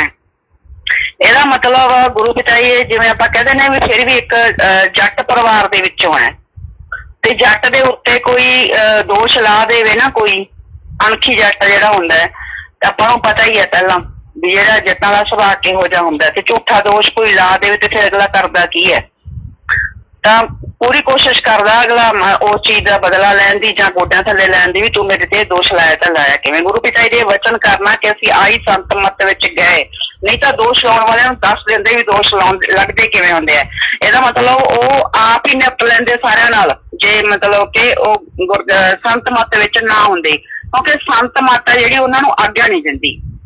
ਸੰਤ ਮੱਤ ਜਿਹੜੀ ਹੈ ਇਹ ਨਹੀਂ ਹੈ, ਗੁਰੂ ਪਿਤਾ ਜੀ ਕਹਿੰਦੇ ਹੁੰਦੇ ਸੀ ਭਾਈ ਸੰਤ ਜਿੰਨਾ ਮਰਜ਼ੀ ਕੋਈ ਮਾੜਾ ਕਹੀ ਜਾਵੇ, ਇੰਨੇ ਦੋਸ਼ ਲੱਗੇ ਗੁਰੂ ਪਿਤਾ ਜੀ ਨੇ ਜਾ ਕੇ ਕਦੇ ਕਿਸੇ ਦਾ ਕੋਈ ਇਤਰਾਜ਼ ਨਹੀਂ ਕੀਤਾ, ਕਦੇ ਉਹਨਾਂ ਦੇ ਖਿਲਾਫ ਵੀ ਜੇ ਕੁਛ ਹੋਇਆ, ਗਲਤ ਵੀ ਹੋਇਆ, ਕੁਝ ਵੀ ਹੋਇਆ, ਆਪਾਂ ਨਹੀਂ ਦੇਖਿਆ ਵੀ ਕਦੇ ਗੁਰੂ ਪਿਤਾ ਜੀ ਖੁਦ ਕਿਸੇ ਥਾਣੇ ਚ ਗਏ ਹੋਣ ਜਾਂ ਮਤਲਬ ਕਿ ਉਹਨਾਂ ਦੇ ਖਿਲਾਫ ਐਪਲੀਕੇਸ਼ਨ ਦੇ ਕੇ ਆਏ ਹੋਣ। ਇੰਨੇ ਲੋਕ ਬੋਲਦੇ ਸੀ, ਗੁਰੂ ਪਿਤਾ ਜੀ ਤੋਂ ਮਾਫੀ ਲੈਂਦੇ ਸੀ, ਉਦੋਂ ਵੀ ਗੁਰੂ ਪਿਤਾ ਜੀ ਕਹਿੰਦੇ ਬੇਟਾ ਅਸੀਂ ਤਾਂ ਮਤਲਬ ਕਿ ਬਿਲਕੁਲ ਸਾਨੂੰ ਕੋਈ ਫਰਕ ਨਹੀਂ ਪੈਂਦਾ, ਬੇਸ਼ੱਕ ਸਾਡੇ ਸਾਹਮਣੇ ਤੁਸੀਂ ਗਾਲਾਂ ਕੱਢੀ ਜਾਓ। ਪਰ ਜਦੋਂ ਆਪਾਂ ਗੁਰੂ ਪਿਤਾ ਜੀ ਦੇ ਵਚਨ ਮਤਲਬ ਕਿ ਯਾਦ ਆਉਂਦੇ ਆ ਵੀ ਅਸੀਂ ਤਾਂ ਆਈ ਸੰਤ ਮੱਤ ਵਿੱਚ ਗਏ, ਨਹੀਂ ਦੋਸ਼ ਲਾਉਣ ਵਾਲਿਆਂ ਨੂੰ ਦੱਸ ਦਿੰਦੇ ਵੀ ਦੋਸ਼ ਲੱਗਦੇ ਕਿਵੇਂ, ਤੇ ਉੱਥੇ ਗੁਰੂ ਪਿਤਾ ਜੀ ਦੀ ਅੱਖ ਦੇ ਵਿੱਚ ਹੰਝੂ ਵੀ ਆਇਆ, ਇੱਕ ਅੱਖ ਦੇ ਵਿੱਚ ਹੰਝੂ ਆਇਆ। ਔਰ ਉਦੋਂ ਗੁਰੂ ਪਿਤਾ ਦਾ ਜੋ ਚਿਹਰਾ ਮਤਲਬ ਕਿ ਸੀ ਇੰਨਾ ਸੀ, ਅੱਜ ਵੀ ਜੇ ਅੱਖਾਂ ਬੰਦ ਕਰਦੇ ਆ ਤਾਂ ਉਹ ਚਿਹਰਾ ਦੇਖਿਆ ਨਹੀਂ ਜਾਂਦਾ। ਤਾਂ ਗੁਰੂ ਪਿਆਰੀ ਸਾਧ ਸੰਗਤ ਜੀ ਫਿਰ ਮਨ ਦੇ ਵਿੱਚ ਇਹ ਤਾਂ ਆਉਂਦਾ ਹੀ ਆ ਨਾ, ਇੱਕ ਜਿਹੜਾ ਸੱਚਾ ਸਤਿਗੁਰ ਦਾ ਆਸ਼ਕ ਹੋਊਗਾ, ਸੱਚਾ ਪ੍ਰੇਮੀ ਹੋਊਗਾ ਜਾਂ ਸਤਿਗੁਰ ਨਾਲ ਪ੍ਰੇਮ ਕਰਨ ਵਾਲਾ ਹੁੰਦਾ ਹੈ, ਉਹਨੂੰ ਉਹਦੇ ਮਨ ਦੇ ਵਿੱਚ ਇਹ ਚੀਜ਼ ਤਾਂ ਆਉਂਦੀ ਹੈ ਨਾ, ਉਹਦੇ ਦਿਲ ਦੇ ਵਿੱਚ ਇਹ ਹੁੱਕ ਤਾਂ ਉੱਠਦੀ ਹੈ ਨਾ ਵੀ ਠੀਕ ਆ ਗੁਰੂ ਪਿਤਾ ਜੀ ਦਾ ਸੰਤ ਮੱਤ ਦੇ ਵਿੱਚ ਸੀ। ਉਹ ਨਹੀਂ ਦੱਸ ਸਕੇ ਲੋਕਾਂ ਨੂੰ ਮਤਲਬ ਕਿ ਵੀ ਸਾਡੇ ਤੇ ਜਿਹੜੇ ਇਲਜ਼ਾਮ ਲੱਗੇ ਝੂਠੇ ਲੱਗੇ ਜਾਂ ਕਿਵੇਂ ਸੰਤ ਮੱਤ ਨੇ ਉਹਨਾਂ ਨੂੰ ਰੋਕਿਆ, ਜਾਂ ਜਿਹੜੇ ਸਾਡੇ ਡੇਰੇ ਦੇ ਹੀ ਜ਼ਿੰਮੇਵਾਰ ਆ ਗੁਰੂ ਸੰਗਤ ਦੀ ਗਦਾਰ ਕਮੇਟੀ 27 ਸਾਲ ਉਹਨਾਂ ਨੂੰ ਪਰੇਸ਼ਾਨ ਕਰਦੀ ਰਹੀ। ਫਿਲਮ ਦੇ ਵਿੱਚ ਬੇਸ਼ੱਕ ਉਹਨਾਂ ਨੇ ਦਿਖਾਤਾ ਵੀ ਕਿਵੇਂ ਜਿਹੜੇ ਸਾਡੇ ਅੰਦਰੋਂ ਹੀ ਗੋਲੀਆਂ ਚੱਲ ਰਹੀਆਂ, ਕਿਵੇਂ ਉਹਨਾਂ ਤੇ ਬੰਬ ਅੰਦਰੋਂ ਹੀ ਫਿੱਟ ਹੋ ਰਹੇ ਹੈ, ਕਿਵੇਂ ਉਹਨਾਂ ਨੂੰ ਮਾਰਨ ਦੇ ਲਈ ਇੱਕ ਲੜਕੀ ਸੈੱਟ ਕੀਤੀ ਜਾਂਦੀ ਹੈ। ਬਿਲਕੁਲ ਫਿਲਮ ਦੇ ਵਿੱਚ ਪਿਤਾ ਨੇ ਕਲੀਅਰ ਕੱਟ ਦਿਖਾਇਆ ਔਰ ਇਹ ਵੀ ਦਿਖਾਇਆ ਕਿ ਉਸ ਲੜਕੀ ਦਾ ਇੰਟਰਨੈਸ਼ਨਲ ਡਰੱਗ ਮਾਫੀਆ ਨਾਲ ਵੀ ਸੰਬੰਧ ਹੈ ਔਰ ਜਿਹੜੇ ਰਾਜਨੀਤਿਕ ਲੀਡਰ ਉਹਨਾਂ ਨਾਲ ਵੀ ਸੰਬੰਧ ਹੈ। ਔਰ ਸੰਬੰਧ ਜਿਹੜਾ ਰਾਜਨੀਤਿਕ ਲੀਡਰ ਦਿਖਾਇਆ ਗਿਆ ਉਹਦੇ ਵਿੱਚ ਵੀ ਉਹ ਮਤਲਬ ਕਿ ਜਿਹੜਾ ਉਹਦੇ ਘਰੇ ਬੋਰਡ ਲਾਇਆ ਗਿਆ ਉਹਦੇ ਵਿੱਚ ਲਿਖਿਆ ਸੀ ਸਬਕਾ ਸਾਥ ਸਬਕਾ ਵਿਕਾਸ, ਇਸ ਤਰ੍ਹਾਂ ਦਾ ਬੋਰਡ ਸੀ। ਤਾਂ ਇਹਦਾ ਮਤਲਬ ਬੋਰਡ ਜਿਹੜਾ ਸੀ ਇਹ ਬੀਜੇਪੀ ਦਾ ਹੀ ਨਾਰਾ ਸੀ। ਤਾਂ ਗੁਰੂ ਪਿਆਰੇ ਸਾਧ ਸੰਗਤ ਜੀ ਉੱਥੇ ਸੱਚੇ ਜਿਹੜਾ ਆਸ਼ਕ ਹੈ ਗੁਰੂ ਦਾ ਜਾਂ ਸੱਚਾ ਪ੍ਰੇਮੀ ਉਹਦੇ ਮਨ ਦੇ ਵਿੱਚ ਇਹ ਸਵਾਲ ਤਾਂ ਉੱਠਦਾ ਹੀ ਹੈ ਨਾ ਵੀ ਮੈਂ ਤਾਂ ਸੰਤ ਮੱਤ ਦੇ ਵਿੱਚ ਨਹੀਂ ਆਣਾ, ਮੈਂ ਤਾਂ ਫਿਰ ਆਪਦੇ ਗੁਰੂ ਪਿਤਾ ਜੀ ਨੇ ਜੋ ਮੇਰੇ ਗੁਰੂ ਪਿਤਾ ਜੀ ਨਾਲ ਜਿਹਨੇ ਕੀਤਾ, ਬੇਸ਼ੱਕ ਮਤਲਬ ਕਿ ਠੀਕ ਹੈ ਵੀ ਅਸੀਂ ਕਾਨੂੰਨ ਆਪਦੇ ਹੱਥ ਦੇ ਵਿੱਚ ਨਹੀਂ ਲੈ ਸਕਦੇ, ਕਾਨੂੰਨ ਕਦੇ ਵੀ ਲੈਣਾ ਵੀ ਨਹੀਂ ਚਾਹੀਦਾ। ਕਾਨੂੰਨ ਤੇ ਜਿਹੜਾ ਸਾਡਾ ਸੰਵਿਧਾਨ ਆ ਬੇਸ਼ੱਕ ਸਾਨੂੰ ਉਹ ਨਿਆਂ ਨਹੀਂ ਦੇ ਰਿਹਾ। ਲਗਾਤਾਰ 7 ਸਾਲ ਹੋ ਗਏ, 7 ਸਾਲ ਹੋ ਗਏ, PIL ਪਾਈ ਨੂੰ ਵੀ 3 ਸਾਲ ਹੋ ਗਏ, ਅਜੇ ਤੱਕ 4ਥਾ ਸਾਲ ਚੱਲ ਪਿਆ, ਅਜੇ ਤੱਕ ਉਸ PIL ਦੀ ਕੋਈ ਸੁਣਵਾਈ ਨਹੀਂ ਹੈ। ਪਰ ਫਿਰ ਵੀ ਇਹ ਸਾਰੀ ਟੀਮ ਨੇ ਫੈਸਲਾ ਹੀ ਕੀਤਾ ਸੀ ਵੀ ਆਪਾਂ ਕਾਨੂੰਨ ਕਦੇ ਵੀ ਹੱਥ ਦੇ ਵਿੱਚ ਨਹੀਂ ਲੈਣਾ। ਆਪਾਂ ਜੋ ਸੰਵਿਧਾਨ ਆ, ਸਾਡਾ ਸੰਵਿਧਾਨ ਨੇ ਜੋ ਸਾਨੂੰ ਅਧਿਕਾਰ ਦਿੱਤੇ, ਜੋ ਕਾਨੂੰਨ ਸਾਡੇ ਬਣੇ, ਆਪਾਂ ਉਹ ਕਾਨੂੰਨ ਦੇ ਦਾਇਰੇ ਦੇ ਵਿੱਚ ਰਹਿ ਕੇ ਹੀ, ਕਿਉਂਕਿ ਗੁਰੂ ਪਿਤਾ ਜੀ ਬਹੁਤ ਜ਼ਿਆਦਾ ਇਸ ਚੀਜ਼ ਦਾ ਕਰਦੇ ਸੀ, ਦੇਸ਼ ਦੇ ਸੰਵਿਧਾਨ ਦਾ ਬਹੁਤ ਜ਼ਿਆਦਾ ਕਦਰ ਕਰਦੇ। ਸਾਡੀਆਂ ਅਦਾਲਤਾਂ ਤੇ ਗੁਰੂ ਪਿਤਾ ਜੀ ਨੇ ਕਿਹਾ ਵੀ ਬੇਸ਼ੱਕ ਠੀਕ ਹੈ ਬੇਟਾ ਵੀ ਇੱਥੇ ਭ੍ਰਿਸ਼ਟਾਚਾਰ ਦਾ ਯੁੱਗ, ਪਰ ਫਿਰ ਵੀ 1% ਤਾਂ ਸੱਚ ਹੈਗਾ ਹੀ ਹੈ। ਤੇ ਇਹ ਸਮਝ 1% ਜਿਹੜਾ ਸੱਚ ਹੈ ਜਿੰਦਾ, ਉਹਦੇ ਆਸਰੇ ਹੀ ਗੁਰੂ ਪਿਆਰੇ ਸਾਧ ਸੰਗਤ ਜੀ ਅੱਜ ਤੱਕ ਚੱਲ ਰਹੇ ਆ। ਪਰ ਜਦੋਂ ਹੁਣ ਇਹ ਮਨ ਦੇ ਵਿੱਚ ਸਵਾਲ ਆਉਂਦਾ ਹੈ ਵੀ ਆਪਦੇ ਗੁਰੂ ਪਿਤਾ ਜੀ ਨੇ ਕੁਝ ਤਾਂ ਕਰਨਾ ਹੀ ਹੈ ਨਾ, ਠੀਕ ਹੈ ਆਪਾਂ ਸੰਤ ਮਤ ਵਿੱਚ ਨਹੀਂ ਹੈ, ਇਸੇ ਕਰਕੇ ਆਪਾਂ ਸਾਰਿਆਂ ਦੇ ਪਰਦੇ ਵੀ ਚੱਕੇ। ਗੁਰੂ ਪਿਤਾ ਜੀ ਨੇ ਕਿਸੇ ਵੀ ਪ੍ਰਬੰਧਕ ਦਾ ਨਾਂ ਲੈ ਕੇ ਇਹ ਨਹੀਂ ਕਿਹਾ, ਹਾਲਾਂਕਿ ਇੰਡਾਇਰੈਕਟਲੀ ਗੁਰੂ ਪਿਤਾ ਜੀ ਬਹੁਤ ਕਹਿੰਦੇ ਰਹੇ, ਬਹੁਤ ਕੁਛ ਸਾਨੂੰ ਸਮਝਾਉਂਦੇ ਰਹੇ ਜਿਹੜੇ ਸਾਡੇ ਆਸੇ ਪਾਸੇ ਆ, ਇੱਥੋਂ ਤੱਕ ਵੀ ਕਿਹਾ, ਚਿੱਚੜ ਤੱਕ ਵੀ ਕਿਹਾ, ਕਹਿੰਦੇ ਇਦੋਂ ਉੱਤੇ ਹੋਰ ਕੀ ਕਹੀਏ ਵੀ ਚਿੱਚੜ ਹੈ ਜੋ ਆਲੇ ਦੁਆਲੇ ਰਹੇ ਆ, ਜੋ ਖੂਨ ਚੂਸਦੇ ਆ, ਇਸ ਤੋਂ ਉੱਪਰ ਗੁਰੂ ਪਿਤਾ ਜੀ ਕਹਿੰਦੇ ਅਸੀਂ ਕੀ ਕਹੀਏ। ਤਾਂ ਗੁਰੂ ਪਿਆਰੇ ਸਾਧ ਸੰਗਤ ਜੀ ਇੰਡਾਇਰੈਕਟਲੀ ਜੋ ਗੁਰੂ ਪਿਤਾ ਜੀ ਵਚਨ ਕਰਦੇ ਸੀ, ਚਾਹੇ ਮਜਲਿਸ ਹੁੰਦਾ ਸਾਧ ਸੰਗਤ ਦਾ ਭੰਡਾਰਾ, ਉੱਥੋਂ ਸਮਝ ਲੱਗਦੀ ਸੀ ਵੀ ਜਿਹੜੇ ਗੁਰੂ ਪਿਤਾ ਜੀ ਦੇ ਨੇੜੇ ਰਹਿ ਰਹੇ ਆ, ਗੁਰੂ ਪਿਤਾ ਜੀ ਨੂੰ ਬਹੁਤ ਜ਼ਿਆਦਾ ਪਰੇਸ਼ਾਨ ਕਰ ਰਹੇ ਆ। ਕਿਉਂਕਿ ਜਿਵੇਂ ਮੈਂ ਵੀ ਨਿਗਰਾਨੀ ਸੰਮਤੀ ਚ ਰਹੀ ਹਾਂ, ਮੋਸਟ ਬੇਟਰ ਵਿੱਚ ਰਹਿਣ ਵਾਲਿਆਂ ਨੂੰ ਪਤਾ ਵੀ ਸੀ ਵੀ ਸੱਚਮੁੱਚ ਹੀ ਇਹ ਗੁਰੂ ਪਿਤਾ ਜੀ ਨੂੰ ਪਰੇਸ਼ਾਨ ਕਰ ਰਹੇ ਆ। ਪਰ ਗੁਰੂ ਪਿਤਾ ਨੇ ਤਾਂ ਕਦੇ ਨਾਮ ਲੈ ਕੇ ਨਹੀਂ ਦੱਸਿਆ ਸੀ ਨਾ, ਕਿਉਂਕਿ ਜਿਹੜੀ ਉਹਨਾਂ ਦੀ ਸੰਤ ਮੱਤ ਹੈ ਉਹ ਉਹਨਾਂ ਨੂੰ ਨਾਮ ਦੱਸਣ ਲਈ, ਕਿਉਂਕਿ ਗੁਰੂ ਪਿਤਾ ਜੀ ਦੇ ਵਚਨ ਨਾਲ ਵੀ ਸੰਤ ਕਦੇ ਕਿਸੇ ਦਾ ਪਰਦਾ ਨਹੀਂ ਚੁੱਕ ਸਕਦੇ। ਤਾਂ ਗੁਰੂ ਪਿਆਰੇ ਸਾਧ ਸੰਗਤ ਜੀ ਫੇਸਵਾਸ ਵਰਡ ਤੇ ਟੀਮ ਨੇ ਜਦੋਂ ਬੋਲਣਾ ਸ਼ੁਰੂ ਕੀਤਾ ਤਾਂ ਇੱਕ ਦਾ ਪਰਦਾ ਚੁੱਕਿਆ। ਜਿਹੜੇ ਵੀ ਜਿਨ੍ਹਾਂ ਨੇ ਵੀ ਗੁਰੂ ਪਿਤਾ ਨੂੰ ਪਰੇਸ਼ਾਨ ਕੀਤਾ ਜਾਂ ਜਿਨ੍ਹਾਂ ਦੀ ਵਜ੍ਹਾ ਦੇ ਨਾਲ ਗੁਰੂ ਪਿਤਾ ਜੀ ਦੀ ਜੇਲ੍ਹ ਗਏ, ਉਹਨਾਂ ਸਭ ਦਾ ਪਰਦਾ ਚੱਕਿਆ। ਤਾਂ ਫਿਰ ਉਹਦੇ ਵਿੱਚ ਇਹ ਨਹੀਂ ਹੈ ਕਿ ਗੁਰੂ ਪਿਤਾ ਜੀ ਖੁਦ ਹੀ ਵਚਨ ਕਰਦੇ ਹੁੰਦੇ ਸੀ ਵੀ ਭਾਈ ਜਿੱਥੇ ਹੁਣ ਅਸੀਂ ਜਾਂਦੇ ਹਾਂ, ਪਹਿਲਾਂ ਅਸੀਂ ਸੋਚਦੇ ਹੁੰਦੇ ਸੀ ਵੀ ਇਹ ਸ਼ਾਇਦ ਮਤਲਬ ਕਿ ਡਰੱਗ ਮਾਫੀਆ ਦਾ ਕੰਮ ਹੈ, ਨਸ਼ਾ ਮਾਫੀਆ ਦਾ ਕੰਮ ਹੈ, ਪਰ ਹੁਣ ਅਸੀਂ ਜਿੱਥੇ ਜਾਂਦੇ ਹਾਂ ਉੱਥੇ ਸਾਨੂੰ ਅਫਸਰ ਇਹੀ ਗੱਲ ਕਹਿੰਦੇ ਵੀ ਗੁਰੂ ਪਿਤਾ ਜੀ ਤੁਹਾਡੇ ਨਾਲ ਰਾਜਨੀਤਿਕ ਡਰਾਮਾ ਚੱਲ ਰਿਹਾ। ਤਾਂ ਗੁਰੂ ਪਿਆਰੇ ਸਾਧ ਸੰਗਤ ਜਦੋਂ ਗੁਰੂ ਪਿਤਾ ਜੀ ਦੇ ਨਾਲ ਰਾਜਨੀਤਿਕ ਡਰਾਮਾ ਚੱਲਿਆ, ਆਪਾਂ ਨੂੰ ਪਤਾ ਵੀ ਰਾਜਨੀਤੀ ਦਾ ਸਿੱਧਾ ਜਿਹੜੇ ਰਾਜਨੇਤਾ ਲੋਕ ਹੈ ਉਸ ਸਮੇਂ ਦੀਆਂ ਸਰਕਾਰਾਂ ਹੈ, ਚਾਹੇ ਉਹ ਸੈਂਟਰ ਸਰਕਾਰ ਸੀ ਚਾਹੇ ਉਹ ਸਟੇਟ ਸਰਕਾਰ, ਉਹਨਾਂ ਦਾ ਸਿੱਧਾ ਹੱਥ ਹੈ ਗੁਰੂ ਪਿਤਾ ਜੀ ਨੂੰ ਅੰਦਰ ਕਰਨ ਦੇ ਵਿੱਚ। ਇਹਦੇ ਵਿੱਚ ਕੋਈ ਦੋ ਰਾਏ ਹੈ ਹੀ ਨਹੀਂ ਹੈ, ਇਹ ਕੋਈ ਸੋਚ ਹੀ ਨਹੀਂ ਸਕਦਾ ਮਤਲਬ ਕਿ ਸੈਂਟਰ ਸਰਕਾਰ ਦੀ ਸਹਿਮਤੀ ਤੋਂ ਔਰ ਬਿਨਾਂ ਸਟੇਟ ਸਰਕਾਰ ਦੀ ਸਹਿਮਤੀ ਤੋਂ। ਉਹਨਾਂ ਨੂੰ ਕੀ ਪਤਾ ਸੀਗਾ ਵੀ ਜੇ ਉਹਨਾਂ ਦੀ ਸਹਿਮਤੀ ਨਾ ਹੁੰਦੀ ਵੀ ਜੱਜ ਨੇ ਫੈਸਲਾ ਕੀ ਦੇਣਾ, ਤੇ ਫਿਰ ਉਹਨੇ ਐਡੀ ਵੱਡੀ ਫੋਰਸ ਕਿਵੇਂ ਲਾਤੀ? ਫੋਰਸ ਤਾਂ ਸੈਂਟਰ ਗਵਰਨਮੈਂਟ ਤੋਂ ਹੀ ਆਈਆਂ ਨਾ ਸਾਰੀਆਂ, ਸਟੇਟ ਗਵਰਨਮੈਂਟ ਨੇ ਮੰਗੀਆਂ ਔਰ ਸੈਂਟਰ ਨੇ ਦਿੱਤੀਆਂ। ਤਾਂ ਗੁਰੂ ਪਿਆਰੀ ਸਾਧ ਸੰਗਤ ਜੀ ਇਸ ਕਰਕੇ ਜੋ ਵੀ ਰਾਜਨੀਤਿਕ ਡਰਾਮਾ ਹੋਇਆ ਗੁਰੂ ਪਿਤਾ ਜੀ ਦੇ ਨਾਲ, ਕਿ ਅਸੀਂ ਠੀਕ ਹੈ ਹਥਿਆਰ ਨਹੀਂ ਚੁੱਕ ਸਕਦੇ, ਜਿਹੜਾ ਫਿਰ ਇੱਕ ਸਾਡੇ ਕੋਲੇ ਸੰਵਿਧਾਨ ਨੇ ਸਾਨੂੰ ਅਧਿਕਾਰ ਦਿੱਤਾ ਹੋਇਆ ਸੀ ਵੋਟ ਦਾ ਅਧਿਕਾਰ, ਫਿਰ ਅਸੀਂ ਉਸ ਪਾਰਟੀ ਦੇ ਹੱਕ ਤੱਕ ਤਾਂ ਨਹੀਂ ਭੁਗਤ ਸਕਦੇ ਸੀ ਵੀ ਜਿਸ ਪਾਰਟੀ ਦੇ ਸਾਡੇ ਗੁਰੂ ਪਿਤਾ ਜੀ ਤੇ ਐਡਾ ਵੱਡਾ ਕਲੰਕ ਹੀ ਲਾਤਾ। ਡੇਰਾ ਸੱਚਾ ਸੌਦਾ ਦੇ ਸਿਧਾਂਤ ਹੀ ਜਿਹਨੇ ਖਤਮ ਕਰਤੇ, ਉਹਦੇ ਅਸੀਂ ਹੱਕ ਦੇ ਵਿੱਚ ਭੁਗਤ ਨਹੀਂ ਸਕਦੇ ਸੀ। ਅਸੀਂ 2022 ਦੇ ਵਿੱਚ ਨੋਟਾਂ ਦਾ ਪ੍ਰਚਾਰ ਕੀਤਾ। ਨੋਟਾਂ ਦਾ ਪ੍ਰਚਾਰ ਇਸ ਕਰਕੇ ਕੀਤਾ ਕਿ ਅਸੀਂ ਕਿਉਂਕਿ ਪੰਜਾਬ ਦੇ ਵਿੱਚ ਜਿਹੜੀ ਵੀ ਸਰਕਾਰ ਹੈ ਉਹਦਾ ਕੋਈ ਸਿੱਧਾ ਹੱਥ ਨਹੀਂ ਸੀ ਪਿਤਾ ਨੂੰ ਮਤਲਬ ਜੇਲ੍ਹ ਭੇਜਣ ਦੇ ਵਿੱਚ, ਇਸੇ ਦਾ ਪ੍ਰਚਾਰ ਕਰਤਾ ਵੀ ਅਸੀਂ ਜਿਹੜੀ ਫੇਸਵਾਸ ਦੀ ਟੀਮ ਹੈ ਵੀ ਸਾਡਾ ਕਿਸੇ ਨਾਲ ਕੋਈ ਰਾਜਨੀਤੀ ਨਾਲ ਕੋਈ ਸੰਬੰਧ ਨਹੀਂ ਹੈ, ਵੀ ਸਾਨੂੰ ਤਾਂ ਸਾਰੀਆਂ ਪਾਰਟੀਆਂ ਇੱਕੋ ਜਿਹੀਆਂ। ਉਦੋਂ ਤੁਸੀਂ ਕਿਤੇ ਦੇਖਿਆ ਵੀ 2022 ਦੇ ਵਿੱਚ ਜਾਂ ਹੋਰ ਪੰਜਾਬ ਦੀਆਂ ਇਲੈਕਸ਼ਨਾਂ ਦੇ ਵਿੱਚ ਅਸੀਂ ਕਿਸੇ ਪਾਰਟੀ ਦੇ ਹੱਕ ਦੇ ਵਿੱਚ ਜਾਂ ਕਿਸੇ ਵਿਰੋਧ ਦੇ ਵਿੱਚ ਬੋਲੇ ਹੋਏ? ਅਸੀਂ ਕਿਹਾ ਵੀ ਸਾਨੂੰ ਸਾਰੀਆਂ ਪਾਰਟੀਆਂ ਇੱਕੋ ਜਿਹੀਆਂ, ਵੀ ਅਸੀਂ ਤਾਂ ਕਰਨਾ ਹੀ ਨਹੀਂ ਹੈ ਕਿਸੇ ਦੀ ਵੀ। ਅਸੀਂ ਨੋਟਾਂ ਨੂੰ ਹੀ ਜ਼ਿਆਦਾ ਮਤਲਬ ਪ੍ਰਮੋਟ ਕੀਤਾ ਹੈ। ਪਰ ਜਦੋਂ ਅਸੀਂ ਹਰਿਆਣਾ ਦਾ ਇਲੈਕਸ਼ਨ ਆਇਆ, ਅਸੀਂ ਨੋਟਾਂ ਨੂੰ ਪ੍ਰਮੋਟ ਕਿਉਂ ਨਹੀਂ ਕੀਤਾ? ਨੋਟਾਂ ਨੂੰ ਅਸੀਂ ਇਸ ਕਰਕੇ ਪ੍ਰਮੋਟ ਨਹੀਂ ਕੀਤਾ, ਜੇ ਅਸੀਂ ਨੋਟਾਂ ਨੂੰ ਵੋਟ ਪਾ ਵੀ ਦੇਵਾਂਗੇ ਫਿਰ ਉਹ ਤਾਂ ਇੱਕ ਤਰ੍ਹਾਂ ਦਾ ਬੀਜੇਪੀ ਦੇ ਹੱਕ ਦੇ ਵਿੱਚ ਵੋਟ ਗਈ ਨਾ। ਜੇ ਵੋਟ ਨਹੀਂ ਪਾਉਂਦੇ ਤਾਂ ਵੀ ਬੀਜੇਪੀ ਦੇ ਹੱਕ ਦੇ ਵਿੱਚ ਵੋਟ ਜਾਊਗੀ।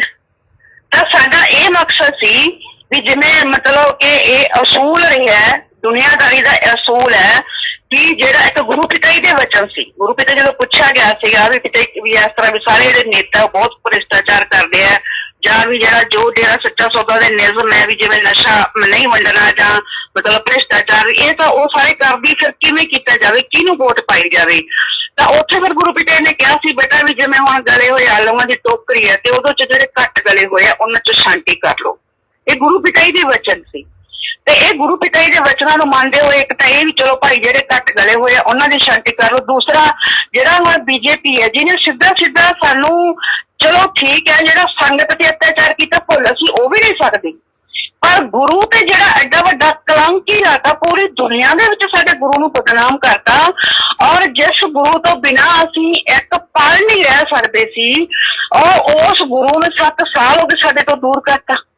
ਔਰ ਉਸ ਤੋਂ ਵੀ ਵੱਡੀ ਗੇਮ ਕਰੀ, ਚਲੋ ਠੀਕ ਹੈ ਤੁਸੀਂ ਜੇਲ੍ਹ ਵੀ ਲੈ ਗਏ ਸੀ ਸਾਨੂੰ, ਤੁਸੀਂ ਉਹ ਗੁਰੂ ਪਿਤਾਈ ਜੇਲ੍ਹ ਚ ਬਿਠਾਈ ਰੱਖਦੇ ਸਾਨੂੰ, ਫਿਰ ਵੀ ਦੁੱਖ ਤਾਂ ਸੀ, ਪਰ ਉਹ ਦੁੱਖ ਜਿਹੜਾ ਤੁਸੀਂ ਲਿਆ ਕੇ ਸਾਡੇ ਸਿਰ ਤੇ, ਸਾਰੀ ਸੰਗਤ ਦੇ ਸਿਰ ਤੇ ਇੱਕ ਨਕਲੀ ਦਾ ਰੁਪਈਆ ਲਿਆ ਕੇ ਬਿਠਾਤਾ। ਹੁਣ ਅਸਲੀ ਗੁਰੂ ਪਿਤਾਈ ਦਾ ਸਾਰੀ ਸੰਗਤ ਦੇ ਦਿਮਾਗ ਤੇ ਇੱਕ ਬੋਝ ਹੈ ਵੀ ਅਸਲੀ ਗੁਰੂ ਪਿਤਾਈ ਦਾ ਪਤਾ ਹੀ ਨਹੀਂ ਹੈ ਅਸਲੀ ਗੁਰੂ ਪਿਤਾਈ ਕਿੱਥੇ ਹੈ। ਅਸੀਂ ਉਸ ਪਾਰਟੀ ਨੂੰ ਕਿਵੇਂ ਵੋਟ ਪਾ ਸਕਦੇ ਹਾਂ? ਫਿਰ ਜੇ ਨਹੀਂ ਪਾਉਂਦੇ ਜਾਂ ਨੋਟਾਂ ਨੂੰ ਪਾਉਂਦੇ ਫਿਰ ਇਹਦਾ ਮਤਲਬ ਉਹ ਵੀ ਬੀਜੇਪੀ ਨੂੰ ਜਾ ਰਹੀ ਸੀ। ਜੇ ਆਪਾਂ ਮਤਲਬ ਕਿ ਰਾਜਨੀਤੀ ਦੇ ਤੌਰ ਤੇ, ਰਾਜਨੀਤੀ ਦੇ ਵਿੱਚ ਬਹੁਤ ਸਾਰੀ ਗੇਮ ਚੱਲਦੀ ਹੈ, ਫਿਰ ਤਾਂ ਅਸੀਂ ਸਿੱਧਾ ਉਹਨੂੰ ਜਿਤਾ ਰਹੇ ਹਾਂ। ਜੇ ਅਸੀਂ ਕਿਸੇ ਛੋਟੀ ਪਾਰਟੀ ਨੂੰ ਪਾਉਂਦੇ ਸੀ ਜਾਂ ਆਜ਼ਾਦ ਨੂੰ ਪਾਉਂਦੇ ਸੀ, ਉਹਦੇ ਵਿੱਚ ਵੀ ਫਿਰ ਅਸੀਂ ਬੀਜੇਪੀ ਨੂੰ ਜਿਤਾ ਰਹੇ ਹਾਂ। ਤਾਂ ਇਸੇ ਕਰਕੇ ਹੀ ਸਾਰੀ ਸੰਗਤ ਦਾ ਹੀ ਇਹ ਸੀ ਵੀ ਜਿਹੜੀ ਪਾਰਟੀ ਜਾਂ ਇੱਕ ਤਾਂ ਜਿਹੜਾ ਜਿਵੇਂ ਦੁਨੀਆਦਾਰੀ ਦੇ ਤੌਰ ਤੇ ਵੱਡੇ ਦੁਸ਼ਮਣ ਜਿਹੜਾ ਹੁੰਦਾ ਹੈ ਉਹਨੂੰ ਹਰਾਉਣ ਵਾਸਤੇ ਛੋਟੇ ਦੁਸ਼ਮਣਾਂ ਸਮਝੌਤਾ ਕਰਨਾ ਪੈਂਦਾ ਹੈ। ਪਹਿਲਾਂ ਗੁਰੂ ਸਾਹਿਬਾਨਾਂ ਦੇ ਟਾਈਮ ਤੇ ਵੀ ਚੱਲੀ ਆਇਆ, ਔਰ ਇਹ ਵੀ ਹੁੰਦਾ ਵੀ ਦੁਸ਼ਮਣ ਦਾ ਦੁਸ਼ਮਣ ਦੋਸਤ ਹੋ ਜਾਂਦਾ। ਤਾਂ ਗੁਰੂ ਪਿਆਰੀ ਸਾਹਿਬ ਸੰਗਤ ਜੀ ਇਹ ਨਹੀਂ ਹੈ ਕਿ ਆਪਾਂ ਮਤਲਬ ਕਿ ਕਿਸੇ ਇੱਕ ਪਾਰਟੀ ਦੇ ਹੱਕ ਦੇ ਵਿੱਚ ਖੜੇ ਹੋਏ, ਆਪਣੀ ਮਜਬੂਰੀ ਸੀ, ਆਪਣੇ ਕੋਲ ਕੋਈ ਹੋਰ ਹੱਲ ਹੀ ਨਹੀਂ ਸੀ। ਆਪਾਂ ਜਿਹੜਾ ਇੱਕ ਵੋਟ ਦਾ ਅਧਿਕਾਰ ਸਾਨੂੰ ਮਿਲਿਆ ਹੋਇਆ ਸੀ, ਅਸੀਂ ਹੋਰ ਹਥਿਆਰ ਨਹੀਂ ਚੁੱਕ ਸਕਦੇ, ਅਸੀਂ ਬੰਦਾ ਸਿੰਘ ਬਹਾਦਰ ਨਹੀਂ ਬਣ ਸਕਦੇ ਕਿਉਂਕਿ ਇੱਥੇ ਹੁਣ ਸੰਵਿਧਾਨ ਹੈ। ਜੇ ਬੰਦਾ ਸਿੰਘ ਬਹਾਦਰ ਬਣ ਸਕਦੇ ਹੁੰਦੇ ਨਾ ਫਿਰ ਸਾਨੂੰ ਵੋਟਾਂ ਪਾਉਣ ਦੀ ਲੋੜ ਨਹੀਂ ਸੀ ਕਿਸੇ ਨੂੰ, ਫਿਰ ਹੁਣ ਅਸੀਂ ਇਨਸਾਫ ਲਿਆ ਹੁੰਦਾ। ਬੰਦਾ ਸਿੰਘ ਬਹਾਦਰ ਤਾਂ ਗੁਰੂ ਗੋਬਿੰਦ ਸਿੰਘ ਜੀ ਦੇ ਜੋ ਮਤਲਬ ਕਿ ਉਹਨਾਂ ਦਾ ਆਖਰੀ ਸਮਾਂ ਦਿੱਤਾ ਉਦੋਂ ਪਹਿਲਾਂ ਹੀ ਚੱਲ ਪਏ ਸੀ ਪੰਜਾਬ ਨੂੰ, ਤੇ ਪਹਿਲੇ ਉਹਨਾਂ ਨੇ ਸ਼ੁਰੂ ਕਰਤਾ ਸੀ ਦਿੱਲੀ ਤੋਂ। ਪਾਣੀਪਤ ਦੀ ਪਹਿਲੀ ਲੜਾਈ ਸੋਨੀਪਤ ਤੋਂ ਸ਼ੁਰੂ ਕਰਤਾ ਸੀ ਉਹਨਾਂ ਨੇ। ਸੋਨੀਪਤ ਤੋਂ ਹੁੰਦੇ ਪਾਣੀਪਤ ਸਾਰਾ ਇੱਥੇ ਹਰਿਆਣੇ ਦੇ ਜਿੱਥੇ ਸੀ, ਜਿਨ੍ਹਾਂ ਨੇ ਵੀ ਗੁਰੂ ਸਾਹਿਬ ਦੇ ਪਰਿਵਾਰ ਨਾਲ ਜੋ ਕੁਝ ਕੀਤਾ ਜਾਂ ਗੁਰੂ ਸਾਹਿਬ ਨਾਲ ਕੀਤਾ, ਕੱਲੇ ਨੂੰ ਨੇਜਰ ਦੇ ਟੰਗਤਾ। ਦਿਲ ਤਾਂ ਸਾਡਾ ਵੀ ਕਰਦਾ ਹੈ, ਦਿਲ ਸਾਡਾ ਵੀ ਕਰਦਾ ਨਹੀਂ ਸੀ ਬੰਦਾ ਸਿੰਘ ਬਹਾਦਰ ਬਣ ਗਏ, ਸਾਡਾ ਕੋਈ ਚਾਹੁਣਾ ਨਹੀਂ ਹੈ। ਉਦੋਂ ਬਾਅਦ ਦੇਖੀ ਜਾਓ ਜਿਹੜਾ ਕੁਝ ਹੋਊਗਾ। ਇੱਕ ਵਾਰ ਤਾਂ ਜਿਹਨੇ ਸਾਡੇ ਗੁਰੂ ਪਿਤਾ ਤੇ ਐਡਾ ਵੱਡਾ ਕਲੰਕ ਲਾਤਾ, ਪੂਰੀ ਦੁਨੀਆ 'ਚ ਮਤਲਬ ਬਦਨਾਮ ਕਰਤਾ ਹੈ, ਪਰ ਮਤਲਬ ਫਿਰ ਸਾਨੂੰ ਆਦੇ ਗੁਰੂ ਪਿਤਾਈ ਦੇ ਵਚਨ ਯਾਦ ਆ ਜਾਂਦੇ ਆ। ਗੁਰੂ ਪਿਤਾਈ ਦੇ ਜਦੋਂ ਪੁੱਛਿਆ ਵੀ ਜਾਂਦਾ ਸੀ ਤੇ ਕਹਿੰਦੇ ਨਹੀਂ ਬੇਟਾ ਆਪਾਂ ਤਾਂ ਮਤਲਬ ਸੰਤ ਮਤ ਦੇ ਰਸਤੇ 2007 ਦੇ ਵਿੱਚ ਜੋ ਗੁਰੂ ਪਿਤਾਈ ਨੇ ਵਚਨ ਕਰਤੇ ਕਿ ਬੇਟਾ ਆਪਾਂ ਅਹਿੰਸਾ ਦੇ ਮਾਰਗ ਤੇ ਨਹੀਂ, ਮਤਲਬ ਅਹਿੰਸਾ ਦੇ ਮਾਰਗ ਤੇ ਚੱਲਣਾ, ਹਿੰਸਾ ਨਹੀਂ ਕਰਨੀ। ਜਦੋਂ ਜਗਜੀਤ ਨੇ ਕਿਹਾ ਸੀ ਅਸੀਂ ਖੂਨ ਦੀਆਂ ਨਦੀਆਂ ਬਹਾ ਦਾਂਗੇ, ਤਾਂ ਉੱਥੇ ਗੁਰੂ ਪਿਤਾਈ ਨੇ ਵਚਨ ਕਰਤੇ ਸੀ। ਤਾਂ ਫਿਰ ਇਹਦਾ ਇੱਕ ਸੱਚਾ ਸ਼ਿਸ਼ ਹੁੰਦਾ ਨਾ, ਸੱਚਾ ਮਰੀਦ ਹੁੰਦਾ, ਫਿਰ ਉਹਨੂੰ ਜਦ ਤੱਕ ਉਹ ਆਪਦੇ ਗੁਰੂ ਪਿਤਾ ਦੇ ਵਚਨਾਂ ਤੇ ਅਮਲ ਨਹੀਂ ਨਾ ਕਰਦਾ ਫਿਰ ਉਹਨੂੰ ਤੁਸੀਂ ਸੱਚਾ ਮਰੀਦ ਨਹੀਂ ਕਹਿੰਦੇ। ਤਾਂ ਗੁਰੂ ਪਿਆਰੀ ਸਾਧ ਸੰਗਤ ਜੀ, ਇਸ ਕਰਕੇ ਅਸੀਂ ਹਿੰਸਾ ਦਾ ਤਾਂ ਸਹਾਰਾ ਲੈ ਹੀ ਨਹੀਂ ਸਕਦੇ ਨਾ। ਨਹੀਂ ਤਾਂ ਬੰਦਾ ਸਿੰਘ ਬਹਾਦਰ ਇਹ ਨਹੀਂ ਹੈ ਕਿ ਵੀ ਮਤਲਬ ਕਿ ਅਣਖ ਨਹੀਂ, ਅਣਖ ਹੈ, ਬਹੁਤ ਲੋਕਾਂ ਦੇ ਵਿੱਚ ਅਣਖ ਹੈ। ਮੈਂ ਆਪ ਦੇਖਿਆ ਕਿ ਬਹੁਤ ਲੋਕਾਂ ਨੇ ਉਦੋਂ ਕਸਮਾਂ ਖਾਧੀਆਂ ਵੀ ਜਿਹੜੇ 85 ਮੈਂਬਰਾਂ ਨੇ ਜਾਂ ਜਿਹੜੇ ਸਾਡੇ ਡੇਰੇ ਦੇ ਸਾਰਾ, ਪਰ ਮਤਲਬ ਹੌਲੀ ਉਹਨਾਂ ਸਭ ਨੂੰ ਸਮਝਾਇਆ ਵੀ ਨਹੀਂ, ਆਪਾਂ ਗੁਰੂ ਪਿਤਾਈ ਦੇ ਜੋ ਵਚਨ ਹੋ ਗਿਆ ਆਪਾਂ ਉਹਨਾਂ ਵਚਨਾਂ ਤੇ ਚੱਲਾਂਗੇ। ਆਪਾਂ ਉਹਦੇ ਗੁਰੂ ਪਿਤਾਈ ਤੇ ਵਿਸ਼ਵਾਸ ਰੱਖੋ। ਸਤਿਗੁਰ ਇੱਕ ਦਿਨ ਮਤਲਬ ਕਿ ਸੱਚ ਦੀ ਜਿੱਤ ਜ਼ਰੂਰ ਕਰੂਗਾ, ਸਾਨੂੰ ਵਿਸ਼ਵਾਸ ਹੈ। ਆਪਦੇ ਗੁਰੂ ਪਿਤਾਈ ਤੇ ਸਾਨੂੰ ਦ੍ਰਿੜ ਵਿਸ਼ਵਾਸ ਹੈ ਵੀ ਹੋਰ ਕੋਈ ਸਾਨੂੰ ਸਾਡੇ ਨਾਲ ਇਨਸਾਫ ਕਰੇ ਨਾ ਕਰੇ, ਪਰ ਸਾਡਾ ਸਤਿਗੁਰ ਆਪਣੇ ਬੱਚਿਆਂ ਦੀ ਲਾਜ ਜ਼ਰੂਰ ਰੱਖੂਗਾ।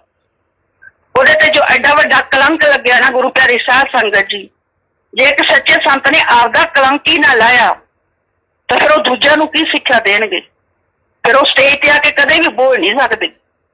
ਤਾਂ ਗੁਰੂ ਪਿਆਰੀ ਸਾਧ ਸੰਗਤ ਜੀ, ਇਸ ਕਰਕੇ ਮਤਲਬ ਕਿ ਸਾਡੇ ਕੋਲ ਇੱਕੋ ਹੀ ਰਸਤਾ ਸੀ। ਅਸੀਂ ਫਿਰ ਇਹ ਚੀਜ਼ ਸਾਰਿਆਂ ਦਾ ਹੀ ਫੈਸਲਾ ਸੀ, ਕੋਈ ਇਕੱਲੀ ਫੇਥਵਰਸ ਦੀ ਵੱਡੇ ਟੀਮ ਦਾ ਨਹੀਂ। ਜਿਹੜੀ ਵੀ ਸੰਗਤ ਦਾ ਫੋਨ ਆਉਂਦਾ ਸੀ ਉਹ ਆਪ ਹੀ ਕਹਿੰਦੀ ਸੀ ਵੀ ਅਸੀਂ ਹੋਰ ਕਿਸੇ ਜਿਹੜੀ ਇਸ ਜ਼ਾਲਮ, ਇਸ ਅਤਿਆਚਾਰ, ਇਸ ਦੁਸ਼ਟ ਸਰਕਾਰ ਜਿਹਨੇ ਐਡਾ ਪਾਪ ਕੀਤਾ, ਰਾਮ ਨਾਮ ਨੂੰ ਰੋਕਣਾ ਸਭ ਤੋਂ ਵੱਡਾ ਪਾਪ ਹੈ। ਅਸੀਂ ਕਹਿੰਦੇ ਠੀਕ ਹੈ, ਜਿੰਨਾ ਮਰਜ਼ੀ ਮਾੜੀ ਕਾਂਗਰਸ ਹੋਵੇ, ਜਿੰਨਾ ਮਰਜ਼ੀ ਹੋਵੇ, ਪਰ ਅਸੀਂ ਜੋ ਚੀਜ਼ ਦੇਖੀ ਸੰਨ 48 ਤੋਂ ਲੈ ਕੇ ਸਾਡਾ ਡੇਰਾ ਸੱਚਾ ਸੌਦਾ ਜਿੰਨਾ ਵਧਿਆ ਫੁੱਲਿਆ, ਕਾਂਗਰਸ ਨੇ ਕਦੇ ਇਹਦੇ ਵਿੱਚ ਡਿੱਕਾ ਨਹੀਂ ਪਾਇਆ। ਕਦੇ ਵੀ ਇਹ ਨਹੀਂ ਹੋਇਆ ਕਿ ਗੁਰੂ ਪਿਤਾ ਜੀ ਨੂੰ ਕਿਸੇ ਸਾਸਨ ਕਰਨ ਤੋਂ ਰੋਕ ਦਿੱਤਾ ਹੋਵੇ, ਜਾਂ ਡੇਰਾ ਸੱਚਾ ਸੌਦਾ ਤੇ ਕਦੇ ਮਤਲਬ ਕਿ ਗੁਰੂ ਪਿਤਾ ਜੀ ਤੇ ਕਿਤੇ ਵੀ ਇੰਨੇ ਬੇਸ਼ੱਕ ਕੇਸ ਚੱਲਦੇ ਸੀ। ਕਿਸੇ ਨੇ ਹੁਣ ਲਿਖਿਆ ਜਿਵੇਂ ਵੀ ਕਾਂਗਰਸ ਦੇ ਸਮੇਂ ਕੇਸ ਚੱਲਦੇ ਸੀ। ਗੁਰੂ ਪਿਆਰੀ ਸਾਧ ਸੰਗਤ ਜੀ, ਮੈਂ ਤੁਹਾਨੂੰ ਪਹਿਲਾਂ ਵੀ ਦੱਸਿਆ ਸੀ ਵੀ ਜੇਠ ਮਲਾਣੀ ਖੁਦ ਖਤਮ ਕਰਨਾ ਚਾਹੁੰਦਾ ਸੀ 2010-11 ਦੇ ਵਿੱਚ, ਜਦੋਂ ਸਾਡੀ ਪ੍ਰਬੰਧਕੀ ਕਮੇਟੀ ਜਿਹੜੇ ਬੰਦੇ 5 ਗਏ ਸੀ, ਖੁਦ ਮੇਰਾ ਰਿਸ਼ਤੇਦਾਰ, ਖੁਦ ਮੇਰਾ ਭਰਾ ਲੱਗਦਾ, ਖੁਦ ਨਾਲ ਸੀ। ਉਹ ਕਹਿੰਦਾ ਸੀ ਮੈਂ ਪਹਿਲੀ ਪੇਸ਼ੀ ਦੇ ਸਾਰੇ ਕੇਸ ਖਤਮ ਕਰ ਦੂੰਗਾ। ਜਦੋਂ ਹੁਣ ਇਹੀ ਨਹੀਂ ਗਿਆ, ਸਾਡਾ ਕੋਈ ਜ਼ਿੰਮੇਵਾਰ ਹੀ ਦੁਬਾਰਾ ਨਹੀਂ ਗਿਆ। ਉਹਨੇ ਇੱਥੋਂ ਤੱਕ ਵੀ ਕਹਿਤਾ ਸੀਗਾ ਵੀ ਮੈਂ ਮਨਮੋਹਨ ਸਿੰਘ ਨੂੰ ਫੋਨ ਕਰਕੇ ਕਹਿ ਦੇਣਾ, ਡਾਕਟਰ ਮਨਮੋਹਨ ਸਿੰਘ ਉਸ ਸਮੇਂ ਸਾਡੇ ਪ੍ਰਧਾਨ ਮੰਤਰੀ ਸੀ, ਉਹ ਕਹਿੰਦੇ ਮੈਂ ਸੋਨੀਆ ਗਾਂਧੀ ਨੂੰ ਕਹਿ ਦੇਣਾ ਜੇ ਤੁਹਾਡੇ ਮਤਲਬ ਕਿ ਜੇ ਗੁਰੂ ਪਿਤਾ ਜ਼ਿਆਦਾ ਬਿਜੀ ਹੈ, ਜ਼ਿਆਦਾ ਨਹੀਂ ਉਹਨਾਂ ਦਾ ਸ਼ਡਿਊਲ ਟਾਈਟ ਆ, ਨਹੀਂ 1 ਤਰੀਕ ਤੇ ਵੀ ਆ ਸਕਦੇ, ਤਾਂ ਮਤਲਬ ਕਹਿੰਦਾ ਉਹ ਤੁਹਾਡੇ ਕੇਸ ਖਤਮ ਕਰ ਦੇਣਗੇ। ਕਰਦੇ ਜਾਂ ਨਾ ਕਰਦੇ ਇਹ ਤਾਂ ਉਹਦੀ ਬਾਅਦ ਦੀ ਗੱਲ ਸੀ, ਪਰ ਸਾਡੇ ਜ਼ਿੰਮੇਵਾਰ ਜਾਂਦੇ ਤਾਂ ਸਹੀ ਨਾ। ਇਹ ਤਾਂ ਸਾਡੇ ਹੁਣ ਅੱਖਾਂ ਦੇਖਣ ਦੀ ਗੱਲ ਸਾਡੇ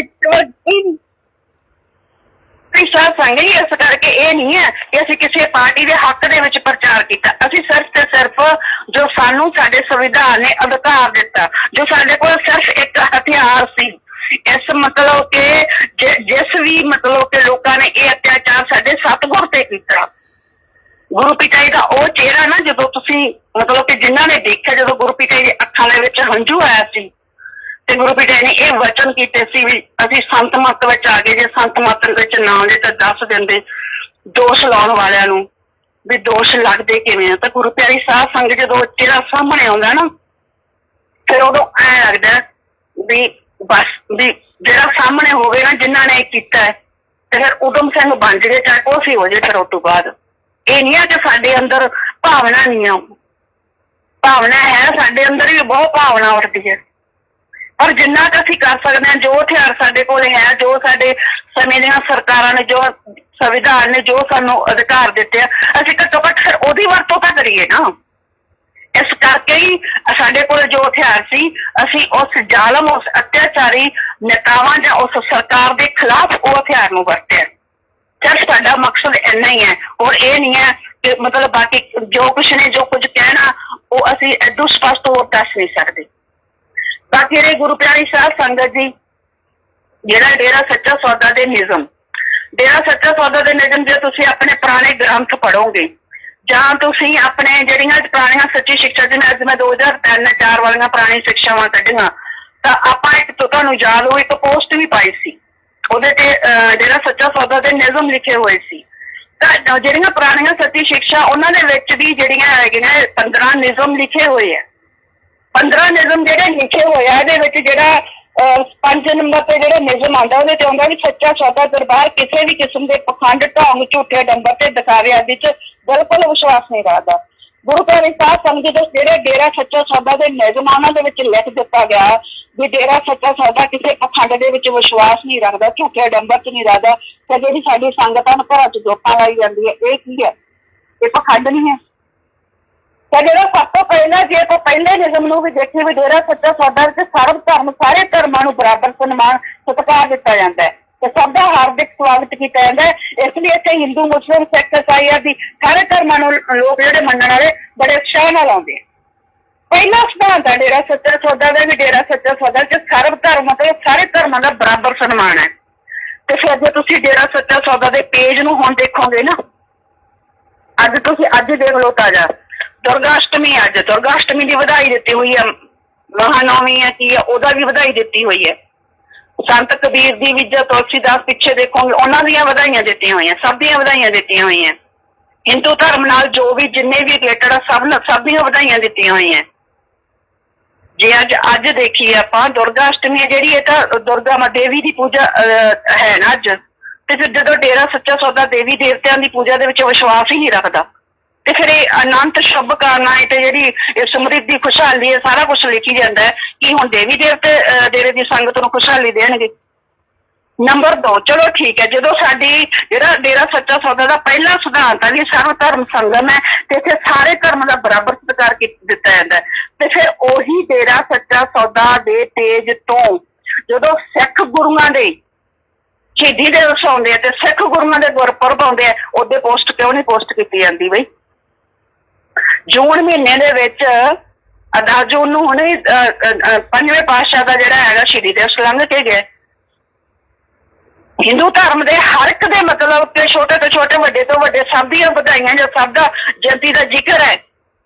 ਤੇ ਸਿੱਖ ਧਰਮ ਦੇ ਕਿਸੇ ਯੋਧੇ ਦਾ, ਇੱਥੋਂ ਤੱਕ ਕਿ ਜੇ ਸਿੱਖ ਧਰਮ ਦਾ ਕੋਈ ਰਾਜਾ ਮਹਾਰਾਜਾ ਰਣਜੀਤ ਸਿੰਘ, ਉਹਦੀ ਵੀ ਕਦੇ ਮਤਲਬ ਕਿ ਪੋਸਟ ਨਹੀਂ ਕੀਤੀ ਜਾਂਦੀ। ਜੇ ਬਾਬਾ ਬੰਦਾ ਸਿੰਘ ਬਹਾਦਰ, ਉਹਦੀ ਵੀ ਕਦੇ ਪੋਸਟ ਨਹੀਂ ਕੀਤੀ ਜਾਂਦੀ। ਉਹਨਾਂ ਨੇ ਆਪਣੇ ਲਈ ਤਾਂ ਨਹੀਂ ਸੀ ਲੜਾਈਆਂ ਲੜੀਆਂ। 13 ਅਪ੍ਰੈਲ ਨੂੰ ਤੁਸੀਂ ਦੇਖ ਲਓ, ਕੱਲੀ ਹੈਪੀ ਵਿਸਾਖੀ ਦਾ ਪੋਸਟਰ ਪਾ ਕੇ ਸਿਰਫ ਵਿਸਾਖੀ ਦੀਆਂ ਵਧਾਈਆਂ ਦਿੱਤੀਆਂ ਹੋਈਆਂ। 14 ਤਰੀਕ ਨੂੰ ਅੰਬੇਦਕਰ ਜਯੰਤੀ ਦੇ ਅੰਬੇਦਕਰ ਦਾ ਲਿਖਿਆ ਹੋਇਆ ਹੈ, ਪਰ 13 ਤਰੀਕ ਨੂੰ ਵਿਸਾਖੀ ਵਾਲੇ ਦਿਨ ਇੱਕ ਬਹੁਤ ਵੱਡਾ ਸਾਹਿਬ ਸ਼੍ਰੀ ਗੁਰੂ ਗੋਬਿੰਦ ਸਿੰਘ ਨੇ ਖਾਲਸਾ ਪੰਥ ਦੀ ਸਥਾਪਨਾ ਕੀਤੀ ਸੀ। ਉਹਨਾਂ ਨੇ ਉਹ ਆਪਦੇ ਲਈ ਤਾਂ ਨਹੀਂ ਕੀਤੀ ਸੀ। ਜਦੋਂ ਗੁਰੂ ਪਿਤਾ ਜੀ ਵਚਨ ਕਰਦੇ ਰਹੇ, ਜਦੋਂ ਵੀ ਸਿੱਖ ਧਰਮ ਦੀ ਗੱਲ ਉੱਠਦੀ ਸੀ, ਸਿੱਖ ਗੁਰੂਆਂ ਦੀ ਗੱਲ ਉੱਠਦੀ ਸੀ, ਸਿੱਖ ਸਮਾਜ ਦੀ ਗੱਲ ਉੱਠਦੀ ਸੀ, ਕਹਿੰਦੇ ਸੀ ਸਿੱਖ ਸਮਾਜ ਸਾਨੂੰ ਪਿਆਰਾ ਸੀ, ਪਿਆਰਾ ਹੈ ਤੇ ਪਿਆਰਾ ਰਹੂਗਾ। ਸਿੱਖ ਗੁਰੂ ਸਾਹਿਬਾਨਾਂ ਦੀ ਕਦਰ ਜਿੰਨੀ ਗੁਰੂ ਪਿਤਾ ਜੀ ਕਰਦੇ ਸੀ, ਇੰਨੇ ਕੋਈ ਕਰ ਨਹੀਂ ਸਕਦਾ ਜਿੰਨਾ ਆਦਰ ਸਤਿਕਾਰ ਨਾਲ ਉਹ ਨਾਮ ਲੈਂਦੇ ਸੀ। ਫਿਰ ਜਿੰਨੀ ਤੁਸੀਂ ਬੰਦੇ ਤੋਂ ਗ੍ਰੰਥ ਦੇ ਵਿੱਚ ਤੁਸੀਂ ਜੇ ਗੁਰਬਾਣੀ ਜਿੰਨਾ ਵੀ ਪੜੋਗੇ ਗੁਰਬਾਣੀ ਹੈ ਤੇ ਉਹ ਸਾਰੇ ਗੁਰੂ ਸਾਹਿਬਾਨਾਂ ਦੀ ਹੈ। ਤੇ ਫਿਰ ਡੇਰਾ ਸੱਚਾ ਸੌਦਾ ਦੇ ਪੇਜ ਤੋਂ ਕਿਉਂ ਨਹੀਂ ਜਿਹੜੇ ਮਤਲਬ ਕਿ ਸਿੱਖ ਗੁਰੂ ਸਾਹਿਬਾਨਾਂ ਦੇ ਸੰਬੰਧ ਕੋਈ ਪੋਸਟ ਜਾਰੀ ਕੀਤੀ ਜਾਂਦੀ, ਜਾਂ 2 ਅੱਖਰ ਕਿਉਂ ਨਹੀਂ ਲਿਖੇ ਜਾਂਦੇ? ਇਹ ਕੀ ਦੱਸਣਾ ਚਾਹੁੰਦੇ ਆ? ਇਹਦਾ ਮਤਲਬ ਤੁਸੀਂ ਡੇਰਾ ਸੱਚਾ ਸੌਦਾ ਨੂੰ ਅੱਜ ਜਦੋਂ ਦੇ ਹੁਣ ਜੁੱਤੀ ਵਾਲਾ ਆਉਣ ਲੱਗਾ ਵੀ ਟੋਟਲੀ ਤੁਸੀਂ ਇਹਨੂੰ ਹਿੰਦੂ ਧਰਮ ਦੇ ਵਿੱਚ ਹੀ ਬਦਲਣਾ। ਤੇ ਫਿਰ ਜਿੱਥੇ ਸਿਧਾਂਤ ਲਿਖੇ ਇੱਥੇ, ਜਾਂ ਤਾਂ ਤੁਸੀਂ ਨਵੀਂ ਕਿਤਾਬਾਂ ਛਾਪੋ ਨਾ ਆਪਦੀਆਂ। ਜੁੱਤੀ ਵਾਲਾ ਡੇਰਾ ਸੱਚਾ ਸੌਦਾ ਦੇ ਸਿਧਾਂਤਾਂ ਦੀਆਂ ਨਵੀਆਂ ਕਿਤਾਬਾਂ ਛਾਪੇ, ਉਹਦੇ ਵਿੱਚ ਲਿਖੇ ਵੀ ਡੇਰਾ ਸੱਚਾ ਸੌਦਾ ਸਿਰਫ ਤੇ ਸਿਰਫ ਹਿੰਦੂ ਧਰਮ ਨੂੰ ਮੰਨਦਾ। ਇਹ ਸਿਧਾਂਤ ਹੈ ਜਿਹੜੇ ਅੱਗੇ ਜਿਹੜੇ 7 ਨੰਬਰ ਤੇ ਸਿਧਾਂਤ ਹੈ ਵੀ ਸੱਚਾ ਸੌਦਾ ਨਿਰੋਲ ਰੂਹਾਨੀਅਤ ਦਾ ਦਰਬਾਰ ਹੈ, ਇਸ ਲਈ ਇੱਥੇ ਕੇਵਲ ਪਰਮਾਤਮਾ ਦੇ ਸੱਚੇ ਨਾਮ ਨਾਲ ਜੁੜਨ ਦਾ ਤਰੀਕਾ ਸਿਖਾਇਆ ਜਾਂਦਾ ਹੈ। ਜਦੋਂ ਪਰਮਾਤਮਾ ਦੇ ਨਾਮ ਨਾਲ ਜੁੜਨ ਦਾ ਸਿਰਫ ਇੱਕੋ ਤਰੀਕਾ ਦੱਸਿਆ ਜਾਂਦਾ ਹੈ, ਤੇ ਫਿਰ ਜੁੱਤੀ ਵਾਲਾ ਕਿਹੜੇ ਦੇਸ਼ ਤੇ ਕਹਿੰਦਾ ਵੀ ਤੁਸੀਂ 25 ਮਹੀਨੇ ਦੇਵੀ ਦੇਵਤਿਆਂ ਦੀ ਪੂਜਾ ਕਰੋ ਤੇ ਤੁਹਾਨੂੰ ਦੇਵੀ ਦੇਵਤਿਆਂ ਦੇ ਦਰਸ਼ਨ ਆਉਣਗੇ। ਜਾਂ ਦੀਵਾਲੀ ਤੇ ਉਹ ਜਾਂ ਧਨਤੇਰਸ ਤੇ ਕਿਹੜੇ ਦੇਵੀ ਦੇਵਤੇ ਦੀ ਪੂਜਾ ਕਰਨ ਵਾਸਤੇ ਪਿਛਲੀ ਵਾਰੀ ਉਹ ਬੋਲਿਆ। 8 ਨੰਬਰ ਤੇ ਲਿਖਿਆ ਹੋਵੇ ਡੇਰਾ ਸੱਚਾ ਸੌਦਾ ਦਾ ਰਾਜਨੀਤੀ ਨਾਲ ਨਾ ਕੋਈ ਲੈਣ ਦੇਣ ਪਹਿਲਾਂ ਸੀ, ਨਾ ਹੀ ਹੈ ਤੇ ਨਾ ਕਦੇ ਹੋਵੇਗਾ। ਕੋਈ ਨੋਟਾ ਮੋਟਾ ਦਾ ਚੱਕਰ ਵੀ ਨਹੀਂ ਹੈ। ਜਦੋਂ ਸਿਧਾਂਤਾਂ ਦੇ ਵਿੱਚ ਲਿਖਿਆ ਹੋਇਆ ਹੈ, ਡੇਰਾ ਸੱਚਾ ਸੌਦਾ ਦੇ ਸਿਧਾਂਤਾਂ ਦੇ ਵਿੱਚ ਲਿਖਤਾ, ਤੇ ਫਿਰ ਘਰ ਘਰ ਜਾ ਕੇ ਤੇ ਵੋਟਾਂ ਮੰਗੀਆਂ ਕਿਉਂ ਜਾ ਰਹੀਆਂ? ਠੀਕ ਹੈ, ਤੁਸੀਂ ਇੱਕ ਵਾਰੀ ਐਲਾਨ ਕਰ ਦਿਓ ਜੋ ਕਰਨਾ ਜੋ ਕਹਿਣਾ। ਜਿਵੇਂ ਜਦੋਂ ਤੁਸੀਂ ਰਾਜਨੀਤਿਕ ਬਣਾਇਆ ਸੀ, ਗੁਰੂ ਪਿਤਾ ਜੀ ਨੇ ਵਚਨ ਕੀਤੇ ਸੀ ਵੀ ਭਾਈ 60% ਜਿੱਧਰ ਸੰਗਤ ਹੋਊਗੀ ਫੈਸਲਾ ਸੰਗਤ ਦਾ ਹੋਊਗਾ। ਜੇ ਉਹਦੇ ਏਰੀਏ ਦਾ ਕਿਹੜਾ ਲੀਡਰ ਕੰਮ ਕਰਦਾ, ਕਿਹੜਾ ਨੇਤਾ ਕੰਮ ਕਰਦਾ, ਸੰਗਤ ਦੱਸੂਗੀ ਵੀ ਅਸੀਂ ਇਸ ਨੇਤਾ ਨੂੰ ਵੋਟ ਪਾਉਣੀ ਆ, ਇਹ ਨੇਤਾ ਸਾਡਾ ਕੰਮ ਕਰਦਾ। ਤੁਸੀਂ ਸਿਰਫ ਫੈਸਲਾ ਸੁਣਾਉਣਾ। ਤੇ ਫਿਰ ਹੁਣ ਤੁਸੀਂ ਸੰਗਤ ਤੇ ਫੈਸਲੇ ਥੋਪਦੇ ਕਿਉਂ ਹੈ? ਪਿਛੇ ਜੇ ਸਪੈਸ਼ਲ ਵਚਨ ਸੀ ਸੰਗਤ ਤੇ ਫੈਸਲਾ ਥੋਪਣਾ ਨਹੀਂ ਹੈ, ਫੈਸਲਾ ਤੁਸੀਂ ਨਹੀਂ ਕਰਨਾ, ਫੈਸਲਾ ਸੰਗਤ ਦਾ ਹੋਊਗਾ। ਤੇ ਫਿਰ ਘਰ ਘਰ ਜਾ ਕੇ ਤੇ ਤੁਸੀਂ ਆਨੰਦ ਟੋਲੀਆਂ ਬਣਾ ਕੇ ਸੁਨੇਹੇ ਕਿਉਂ ਲਾਉਣੇ ਆ ਦੀ? ਤੁਸੀਂ ਜਾਂ ਫਿਰ ਤੁਸੀਂ ਹੁਣ ਜਿਹੜੇ ਨਿਯਮ ਹੈ ਇਹਨਾਂ ਨੂੰ ਬਦਲ ਦਿਓ। 9 ਨੰਬਰ ਤੇ ਲਿਖਿਆ ਵੀ ਇਹ ਦਰਬਾਰ ਦੀਨਤਾ, ਨਿਮਰਤਾ, ਸਾਦਗੀ, ਸੱਚਾਈ ਆਦਿ ਗੁਣਾਂ ਨਾਲ ਸੁਜੋਭਿਤ ਹੈ। ਇਹੋ ਜਿਹੇ ਗੁਣਾਂ ਨੂੰ ਧਾਰਨ ਕਰਨ ਵਾਲਾ ਇਨਸਾਨੀ ਪ੍ਰਸ਼ੰਸਾ ਦਾ ਪਾਤਰ ਹੈ। ਇੱਥੇ ਤਾਂ ਦੀਨਤਾ ਤੇ ਨਿਮਰਤਾ, ਸਾਦਗੀ ਤੇ ਸੱਚਾਈ। ਤੇ ਫਿਰ ਹੁਣ ਆਪਾਂ ਦੇਖਦੇ ਹਾਂ ਵੀ ਸੱਚਾਈ ਤੇ ਚੱਲ ਰਿਹਾ ਕੋਈ? ਦੀਨਤਾ ਨਿਮਰਤਾ ਤੇ ਕਿੰਨੀ ਕੁ ਜਿਹੜੇ ਹੈਗੇ ਸਾਡੇ ਡੇਰੇ ਦੇ ਪ੍ਰਬੰਧਕ ਚੱਲੀ ਜਾਂਦੇ। ਸਭ ਤੋਂ ਵੱਡੀ ਗੱਲ ਜਿਹੜਾ ਇੱਥੇ 14 ਨੰਬਰ ਤੇ ਇੱਥੇ ਵੀ ਲਿਖਿਆ ਵੀ ਡੇਰਾ ਸੱਚਾ ਸੌਦਾ ਦਰਬਾਰ ਠੱਗੀ, ਚੋਰੀ, ਡਕੈਤੀ, ਬੇਈਮਾਨੀ, ਰਿਸ਼ਵਤਖੋਰੀ ਤੇ ਭ੍ਰਿਸ਼ਟਾਚਾਰ ਆਦਿ ਦੇ ਸਖਤ ਖਿਲਾਫ ਹੈ। ਜਦੋਂ ਭ੍ਰਿਸ਼ਟਾਚਾਰ ਦੇ ਸਖਤ ਖਿਲਾਫ ਇੱਥੋਂ ਤੱਕ ਕਿ ਪਿਤਾ ਜੀ ਦੇ ਵਚਨ ਵੀ ਹੈ ਵੀ ਪਿਤਾ ਜੀ ਨੇ ਫਾਰਮ ਭਰਵਾਏ ਹੋਏ ਆ ਵੀ ਨਾ ਰਿਸ਼ਵਤ ਲੈਣਾ ਨਾ ਦੇਣਾ। ਜਦੋਂ ਰਿਸ਼ਵਤਖੋਰੀ ਤੇ ਭ੍ਰਿਸ਼ਟਾਚਾਰੀ ਦੇ ਸਖਤ ਖਿਲਾਫ ਹੈ ਤੇ ਹਰ ਵਾਰੀ ਕਰੋੜਾਂ ਰੁਪਇਆ ਸੰਗਤ ਤੋਂ ਪੈਰੋਲ ਦੇ ਨਾਂ ਤੇ ਕਿਉਂ ਇਕੱਠਾ ਕੀਤਾ ਜਾਂਦਾ ਵੀ ਅਸੀਂ ਤਾਂ ਅਫਸਰਾਂ ਨੂੰ ਦੇਣਾ? ਇਹ ਜੱਜਾਂ ਦੇ ਨਾਂ ਤੇ ਕਿਉਂ ਇਕੱਠਾ ਕੀਤਾ ਜਾਂਦਾ ਇਸ ਕੇਸ ਖਤਮ ਕਰਾਉਣਾ? ਜਦੋਂ ਫਿਰ ਨਵੇਂ ਸਿਧਾਂਤ ਲਿਖੋ ਨਾ। ਔਰ ਗੁਰੂ ਪਿਆਰੇ ਸਾਹਿਬ ਸੰਗਤ ਜੀ, ਸਭ ਤੋਂ ਵੱਡੀ ਗੱਲ ਜਿਹੜੀ ਲਾਸਟ ਦੇ ਵਿੱਚ ਸਿਧਾਂਤਾਂ ਦੇ ਵਿੱਚ ਲਿਖਿਆ ਹੋਇਆ ਹੈ, इस 15 सिद्धांत लिख के जेड़ा सच्चा सौदा दे मगरों लिखा होया है, इसलिए जो भी इंसान डेरा सच्चा सौदा दे इन्हां पवित्र नियमां ते चलदे होए मालक दी सच्ची भगती अल्लाह राम वाहिगुरू दी बंदगी करे तां उसनूं दोनां जहानां दीयां खुशियां भी प्राप्त होणगीਆਂ। मालक प्रभु दे दर्शन भी अवश्य होणगे ते उसदी आत्मा नूं मोक्ष मुक्ति भी जरूर मिलूगी। ਇਹਦਾ मतलब सख्ती नाल किहा जा रही इन्हां नियमां ते पवित्र नियमां ते चलना है भी जेड़ा बंदगी करू इन्हां नियमां ते ਉਹਨੂੰ दोनां जहानां दी खुशियां मिलणगीਆਂ। अच्छा नोट लिखिਆ है कि नीचे नोट लिखा सच्चे सौदे का भगत पूर्ण खुशियां चाहता है तां इन्हां सारे नियमां नूं मन्ने तां सतगुर हर जायज मंग पूरी करेगा। भी सच्चे सौदे का जिहड़ा भगत है जो पूर्ण खुशियां चाहता है तो इन्हां सारे नियमां नूं मन्ने तां सतगुर हर जायज मंग पूरी करेगा। हुण नीचे जिहड़ा सब तो नीचे की लिखा है मैं सच्ची शिक्षा अज कढ़ के देखी है जिथे निजम लिखे उत्थे लिखा की है नीचे लिखा हुआ ब्रैकेट दे विच हजूर महाराज जी। ਇਹਦਾ मतलब ਇਹ 15 ਦੇ 15 ਨਿਯਮ ਜਿਹੜੇ ਲਿਖਿਆ ਹੈ ਹਜੂਰ ਪਿਤਾਈ ਵੱਲੋਂ ਹੈ। ਜਿਵੇਂ ਆਪਾਂ ਇਹਦੀ ਪੂਰਨ ਮੁਰਸ਼ਦ ਦੇ ਦਰ ਦੀ ਗੱਲ ਕਰਦੇ ਸੀ ਇਹਦਾ ਦਾ ਲੇਖਕ ਹੈ ਉਹ मतलब ਕਿ ਉਹਦਾ ਨਾਮ ਨਹੀਂ ਹੈ ਕਿਉਂਕਿ ਇਹਦੇ ਸ਼ੁਰੂ ਦੇ ਵਿੱਚ ਜਿਹੜੀ ਪ੍ਰਸਤਾਵਨਾ ਉਹਦੇ ਵਿੱਚ ਲੇਖਕ ਕਹਿੰਦਾ ਵੀ ਮੈਂ ਆਪਦਾ ਨਾਮ ਆ ਇਹਦੀ ਅਰਜ਼ੀ ਕੀਤੀ ਸੀ ਇਹਦੇ ਪ੍ਰਕਾਸ਼ਕ ਤੇ ਇਹਦੇ ਵੀ ਤੁਸੀਂ ਮੇਰਾ ਨਾਮ ਨਹੀਂ ਲਿਖਣਾ ਵੀ ਕਿਉਂਕਿ ਕਈ ਵਾਰੀ ਜੇ ਲੇਖਕ ਦਾ ਨਾਮ ਲਿਖਿਆ ਉਸ ਬੰਦੇ 'ਚ ਹੰਕਾਰ ਆ ਜਾਂਦਾ ਹੈ ਉਹਦੇ ਉੱਥੇ ਨਾਮ ਨਹੀਂ ਹੈ ਉੱਥੇ ਆਪਾਂ ਕਹਿ ਸਕਦੇ ਹਾਂ ਵੀ ਪਰ ਇਹਨਾਂ 15 ਨਿਯਮਾਂ ਦੇ ਥੱਲੇ ਹਜੂਰ ਪਿਤਾ ਜੀ ਲਿਖਿਆ ਹੋਇਆ ਤੇ ਫਿਰ ਕੀ ਅਸੀਂ ਜਿਹੜੇ 15 ਨਿਯਮ ਹੈ डेरा सच्चा सौदा के सिद्धांत लिखे हुए डेरा सच्चा सौदा के नियम ये फिर असं इन्हां 15 नियमां ते चल रहा साडा हुण जिहड़ा हुण वरतारा है। गुरु प्यारी साध संगत जी जिहड़ी साडी साध संगत है मतलब कि अन्ने वाह प्रबंधकों के पिछे लगी हुई है जेड़े डेरा सच्चा सौदा के नियम हजूर पिताई ने लिख के दिते हुए है फिर की असीं उहदे ते चल रहे हैं। सानूं ये चीज़ां तो सोचणियां पैणगीਆਂ ना ਜਾਂ ਅਸੀਂ ਤੁਸੀਂ ਸਿਰਫ ਜਿਹੜਾ ਗੁਰੂ ਹੈ ਉਹ ਪ੍ਰਬੰਧਕ ਹੀ ਗੁਰੂ ਬਣਾ ਲੇ। ਅੱਜ ਮਤਲਬ ਜਿਹੜਾ ਆਪਾਂ ਪੂਰਨ ਮੁਰਸ਼ਦ ਦਾ ਦਰ ਹੈ ਠੀਕ ਹੈ ਬੇਸ਼ੱਕ ਇਹਦੇ ਲੇਖਕ ਦਾ ਨਾਮ ਨਹੀਂ ਲਿਖਿਆ ਹੋਇਆ ਕਿਤੇ ਵੀ ਪਰ ਜੋ ਲੇਖਕ ਸੱਚ ਹੈ ਜਾਂ ਝੂਠ ਹੈ ਜੋ ਲੇਖਕ ਨੇ ਪ੍ਰਸਤਾਵਨਾ ਦੇ ਵਿੱਚ ਲਿਖਿਆ ਉਹਨੇ ਆਪਣੀ ਪ੍ਰਸਤਾਵਨਾ ਦੇ ਵਿੱਚ ਉਹ ਹੀ ਲਿਖਿਆ ਵੀ ਪਹਿਲਾਂ ਮੈਂ ਜਿਹੜਾ ਇਹਨਾਂ ਜਿਹੜੇ ਲੇਖ ਹੈ ਮੈਂ ਇਹਨਾਂ ਲੇਖਾਂ ਨੂੰ ਜਦੋਂ ਗੱਲ ਚੱਲੀ ਵੀ ਆਪਾਂ ਇਸ ਤਰ੍ਹਾਂ ਸੱਚੀ ਸਿੱਖਿਆ ਦੇ ਵਿੱਚ ਲੇਖ ਲਿਖਣੇ ਆ ਕਹਿੰਦਾ ਮੈਂ ਹਿੰਮਤ ਨਹੀਂ ਕਰ ਪਾ ਰਿਹਾ ਸੀ ਵੀ ਇਹਦੇ ਲਿਖਿਆ भी मैं साहस नहीं जुटा पा रहा सी मैं हिम्मत नहीं कर रहा सी भी इन्हां नूं पाउण वास्ते। एक दिन कहंदा भी पूजनिक गुरु दे सामने ही मैनूं जाण दा मौका मिलिया गलबात करन तो बाद कहंदा जदों मैनूं प्रसाद देण लई सत ब्रह्मचारी सेवादार भाई नूं कहा भी गुरु पिताई ने तां जदों उहने कहंदा भी भरिया होया लिफाफा मैनूं मतलब कि तो उसने प्रसाद का भरा हुआ लिफाफा निकाला भी तो प्रसाद का भरिया हुआ लिफाफा कढ़िया तो पूजा पिता जी के सम्मुख कर दी सामने कर दी दूसरी गुरु पिताई दे तो सच्चे पातशाह ने अपना पवित्र पूरा कर कमल उस प्रसाद के ऊपर रखकर सेवादार भाई से कहा आप इसे दे दो भी वो प्रसाद मैंने पूरे का पूरा गुरु पिताई ने हथ रख के दिता। फिर उसने प्रसाद कहता मैनू सत ब्रह्मचारी ने प्रसाद दिता तो लिखने वाला सत ब्रह्मचारी नहीं है क्योंकि उन्हें लिखा है अगे एक जगह ते भी मेरी कॉलेज की पढ़ाई दे विच मैं रुझा होने के कारण मेरे को इस संबंधी इन्नी मतलब गहरी जिहड़ियां गल्लां ते लिखणियां सी भी वो मेरे को नहीं सी। अच्छा फिर उस तो बाद वो कहंदा भी उसने मैंने प्रसाद दे दिया प्रसाद मिलते ही मैंने वहां पर सारा प्रसाद खा लिया मुझे नहीं पता शहनशाही ने उस प्रसाद में क्या रहमत भरी थी कि मुझ जैसे आपको बुद्धि से लिखवाते चले गए और वो ही जानते हैं सतगुर सर्वशक्तिमान है भी मतलब वो तनके से भी काम ले सकता है। मतलब इत्थे इस लेखक का कहना यह है भी मैं अपने आप दे विच कुछ नहीं लिख सकता सी पर जो गुरु पिताई के सामने सारी गल चली तो उस तो बाद गुरु पिताई ने तो मैनू अपना मतलब घर कमरा रख के प्रसाद दिता ते उस तो बाद कहना मैनू नहीं पता भी जिहड़ा हैगा भी मैं किवें ये जिहड़ी मेरी घट इन्नी बुद्धि सी जिहड़ी भी वो किवें मैं उहदे नाल ये सारा इन्ने रूहानियत दीयां गूढ़ गल्लां ये क्योंकि पूर्ण मुर्शद दा दर जे गुरु प्यारी साध संगत जी तुसीं पढ़ोगे तो रूहानियत दीयां बहुत गूढ़ गल्लां इहदे च जिवें अज भी तुसीं मतलब कि जिहड़ा पाया पेज जे पढ़ोगे तो उहदे च बहुत सारे सवालों के जवाब भी आ जाते हैं। तो गुरु प्यारी साध संगत जी उत्थे तो ठीक है भी आपां कहने भी लेखक का नाम नहीं है पर जिहड़े साडे 15 नियम लिखे गए उत्थे हजूर पिताई लिखा गया इस करके जे देखो जे असी अपने गुरु पिताई तो खुश ना लैना यही चीज उहदे च लिखी गई है भी जायज मंग फिर ही पूरी होगी तो फिर सानू जिहड़े डेरा सच्चा सौदा दे नियम है वो मनने ही होणगे वो आगे से लागू करने ही होंगे पर हुण आपां तां देख रहे हैं भी यूपी वाला सारे नियम ही तोड़ रहे ਜੇ ਹੁਣ ਜਿਹੜਾ ਉੱਤੇ ਬੈਠਾ ਆਪਣੇ ਆਪ ਨੂੰ ਗੁਰੂ ਪਿਤਾ ਜੀ ਦਾ ਮੁਖੌਟਾ ਪਾ ਕੇ ਸਾਰਾ ਜ਼ਿਆਦਾ, ਫਿਰ ਇਹ ਜੇ ਇਹਨਾਂ ਦੇ ਵਿੱਚ ਇੰਨੀ ਹਿੰਮਤ ਹੈ, ਇਹ ਬਦਲ ਰਹੇ ਆ ਸਾਰਾ ਕੁਝ, ਤਾਂ ਫਿਰ ਘੱਟੋ ਘੱਟ ਜਿਹੜੀ ਉਹ ਨਵੀਂ ਸੱਚੀ ਸਿੱਖਿਆ ਆ ਰਹੀ ਹੈ, ਜਾਂ ਫਿਰ ਜਿਹੜੇ ਨਵੇਂ ਆਪਦੇ ਗ੍ਰੰਥ ਲਿਖਦੇ ਆ ਉਹਨਾਂ ਦੇ ਵਿੱਚ ਨਿਯਮ ਬਦਲ ਕੇ ਲਿਖਦੇ ਨਾ, ਸੰਗਤ ਨੂੰ ਪਤਾ ਤਾਂ ਲੱਗ ਜੇ ਨਾ, ਸਾਰੀਆਂ ਗੱਲਾਂ ਫਿਰ ਅਸਲੀਅਤ ਸਾਹਮਣੇ ਤਾਂ ਆ ਜੇ।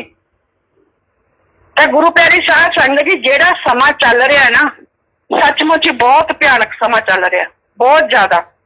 ਤੇ ਆਉਣ ਵਾਲਾ ਸਮਾਂ ਕਿੰਨਾ ਭਿਆਨਕ ਹੋਣਾ ਹੈ, ਇਹਦਾ ਹਜੇ ਕੋਈ ਅੰਦਾਜ਼ਾ ਨਹੀਂ ਹੈ।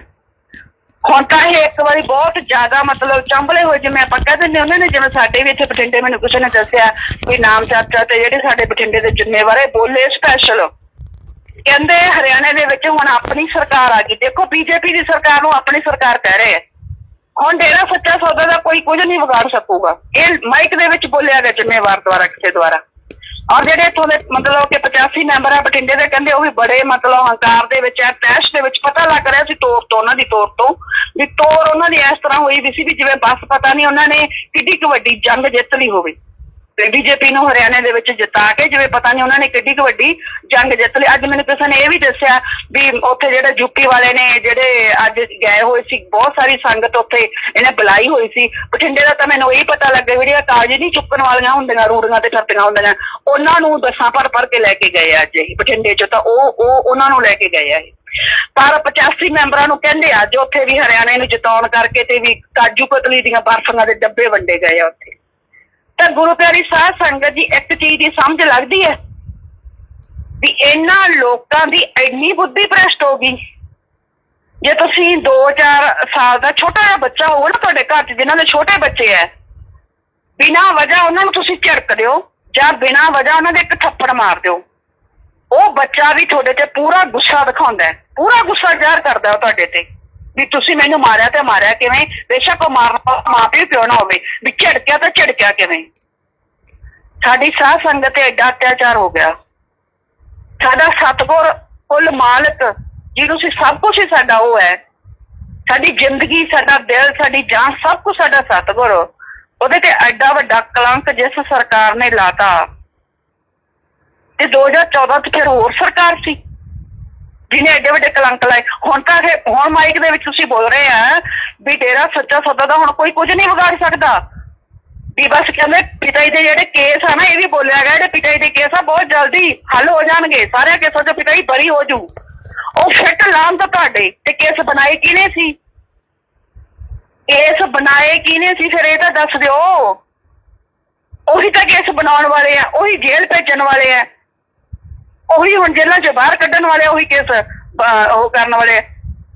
ਤੇ ਜਿਹੜਾ ਤੁਹਾਨੂੰ ਇੰਨਾ ਕੁੱਟ ਗਏ, ਤੁਹਾਨੂੰ ਮਾਰ ਗਏ, ਕੁਛ ਜਿਹੜਾ ਐਡਾ ਡੇਰਾ, ਇੰਨੀ ਜਿਸ ਡੇਰੇ ਦੀ ਚੜ੍ਹਤ ਸੀ, ਇੰਨੀ ਗੁੱਡੀ ਕਹਿੰਦੇ ਹੁੰਦੇ ਜਿਵੇਂ ਚੜੀ ਹੋਈ ਸੀ ਪੰਜਾਬੀ ਦੇ ਵਿੱਚ, ਲਿਆ ਕੇ ਫਰਸ਼ ਤੇ ਮਾਰਿਆ ਡੇਰਾ, ਜ਼ੀਰੋ ਤੇ ਲਿਆ ਕੇ ਖੜਾ ਕਰਤਾ ਡੇਰਾ। ਤੇ ਹਜੇ ਤੁਸੀਂ ਕਹਿੰਦੇ ਆ ਵੀ ਡੇਰੇ ਦਾ ਕੁਝ ਵਿਗਾੜ ਨਹੀਂ ਸਕਣਗੇ, ਵੀ ਹੁਣ ਕੋਈ ਡੇਰੇ ਦਾ ਕੁਝ ਵਿਗਾੜ ਨਹੀਂ ਸਕੂਗਾ। ਇਹਦਾ ਮਤਲਬ ਇਹਨਾਂ ਨੂੰ ਡਰ ਸੀ ਵੀ ਜੇ ਕਾਂਗਰਸ ਸਰਕਾਰ ਆ ਗਈ ਤੇ ਜੇ ਕਿਤੇ ਕਮਿਸ਼ਨ ਬੈਠ ਗਿਆ, ਪੰਚਕੂਲਾ ਕਾਂਡ ਤੇ ਜੇ ਕਿਤੇ ਕਮਿਸ਼ਨ ਬੈਠਾ ਤਾਂ ਸਰਕਾਰ ਨੇ, ਬਦਲੀ ਹੋਈ ਸਰਕਾਰ ਨੇ, ਤਾਂ ਫਿਰ ਵੀ ਥੱਲੇ ਤੱਕ ਸਾਰਿਆਂ ਇਹਨਾਂ ਨੂੰ ਪਤਾ ਸੀ 85 ਮੈਂਬਰਾਂ ਨੂੰ ਵੀ ਜਿਹੜੇ ਥੱਲੇ ਆ, ਚਾਹੇ ਉਹ ਪੰਜਾਬ ਦੇ, ਚਾਹੇ ਹਰਿਆਣੇ, ਕਿਸੇ ਵੀ ਸਟੇਟ ਦੇ ਆ, ਇਨਕੁਆਰੀਆਂ ਤਾਂ ਫਿਰ ਥੱਲੇ ਤੱਕ ਆਉਣਗੀਆਂ ਨਾ। ਤੇ ਗੁਰੂ ਪਿਆਰੀ ਸਾਧ ਸੰਗਤ, ਇਹਦਾ ਮਤਲਬ ਸਾਧ ਸੰਗਤ ਨੂੰ ਤਾਂ 2017 ਤੋਂ ਬਾਅਦ, ਉਦੋਂ ਬਾਅਦ ਕੋਈ ਪ੍ਰੋਬਲਮ ਹੀ ਨਹੀਂ ਆਈ। ਮੈਂ ਤਾਂ ਪੰਜਾਬ ਦੇ ਵਿੱਚ ਦੇਖੀ ਨਹੀਂ ਵੀ ਸਾਧ ਸੰਗਤ ਨੂੰ ਕੋਈ ਪ੍ਰੋਬਲਮ ਆਈ ਹੋਵੇ। ਤੇ ਫਿਰ ਇਹਦਾ ਮਤਲਬ ਸੇਫ ਸਾਈਡ ਕਿਹਨੇ ਕਰ ਲਈ, ਜ਼ਿੰਮੇਵਾਰਾਂ ਨੇ। ਕਰੋੜਾਂ ਰੁਪਈਏ ਕਿਹਨੇ ਲੈ ਲਏ, ਜ਼ਿੰਮੇਵਾਰਾਂ ਨੇ। ਬਦਨਾਮ ਕੌਣ ਹੋ ਗਿਆ, ਸਤਿਗੁਰ। ਸੰਗਤ ਨੂੰ ਤੇ ਸਤਿਗੁਰ ਨੂੰ ਕੀ ਮਿਲਿਆ? ਜਦੋਂ ਮੈਂ ਰਾਜਨੀਤਿਕ ਵਿੰਗ ਬਣਾਇਆ ਉਦੋਂ ਨਹੀਂ ਦੱਸ ਦੋ ਵੀ ਸਤਿਗੁਰ ਨੂੰ ਤੇ ਸਾਧ ਸੰਗਤ ਨੂੰ ਕੀ ਮਿਲਿਆ ਉਹਦੇ ਚ। ਬਣ ਤਾਂ ਜ਼ਿੰਮੇਵਾਰੀ ਰਹੇ ਆ ਨਾ, 2-2 ਕਿੱਲਿਆਂ ਤੋਂ 150-150 ਕਿੱਲਾ ਤਾਂ ਜ਼ਿੰਮੇਵਾਰੀ ਬਣਾ ਗਏ ਨਾ। ਕਰੋੜਾਂ ਅਰਬਾਂ ਰੁਪਈਏ ਤੇ ਜ਼ਿੰਮੇਵਾਰੀ ਇਕੱਠੇ ਕਰ ਗਏ। ਜੇ ਵੱਡੀਆਂ ਮਤਲਬ ਕਿ ਗੱਡੀਆਂ ਤੇ ਜੇ ਆਮ ਸਧਾਰਨ ਮਿਡਲ ਕਲਾਸ ਫੈਮਲੀਆਂ ਤੋਂ ਰਾਇਲ ਫੈਮਲੀਆਂ ਬਣੀਆਂ ਤਾਂ ਜ਼ਿੰਮੇਵਾਰ ਬਣਿਆ ਨਾ। ਆਮ ਸਾਧ ਸੰਗਤ ਤਾਂ ਉੱਥੇ ਹੀ ਖੜੀ ਹੈ। ਤੇ ਗੁਰੂ ਪਿਤਾ ਜੀ ਦਾ ਅੱਜ ਤੱਕ ਕੋਈ ਹੱਲ ਨਹੀਂ ਹੋਇਆ ਕਿਸੇ ਕੇਸ ਦਾ। ਤੇ ਗੁਰੂ ਪਿਆਰੀ ਸਾਧ ਸੰਗਤ ਜੀ, ਇਹ ਬੇਸ਼ਰਮੀ ਦੀ ਹੱਦ ਹੈ ਬਿਲਕੁਲ ਹੀ।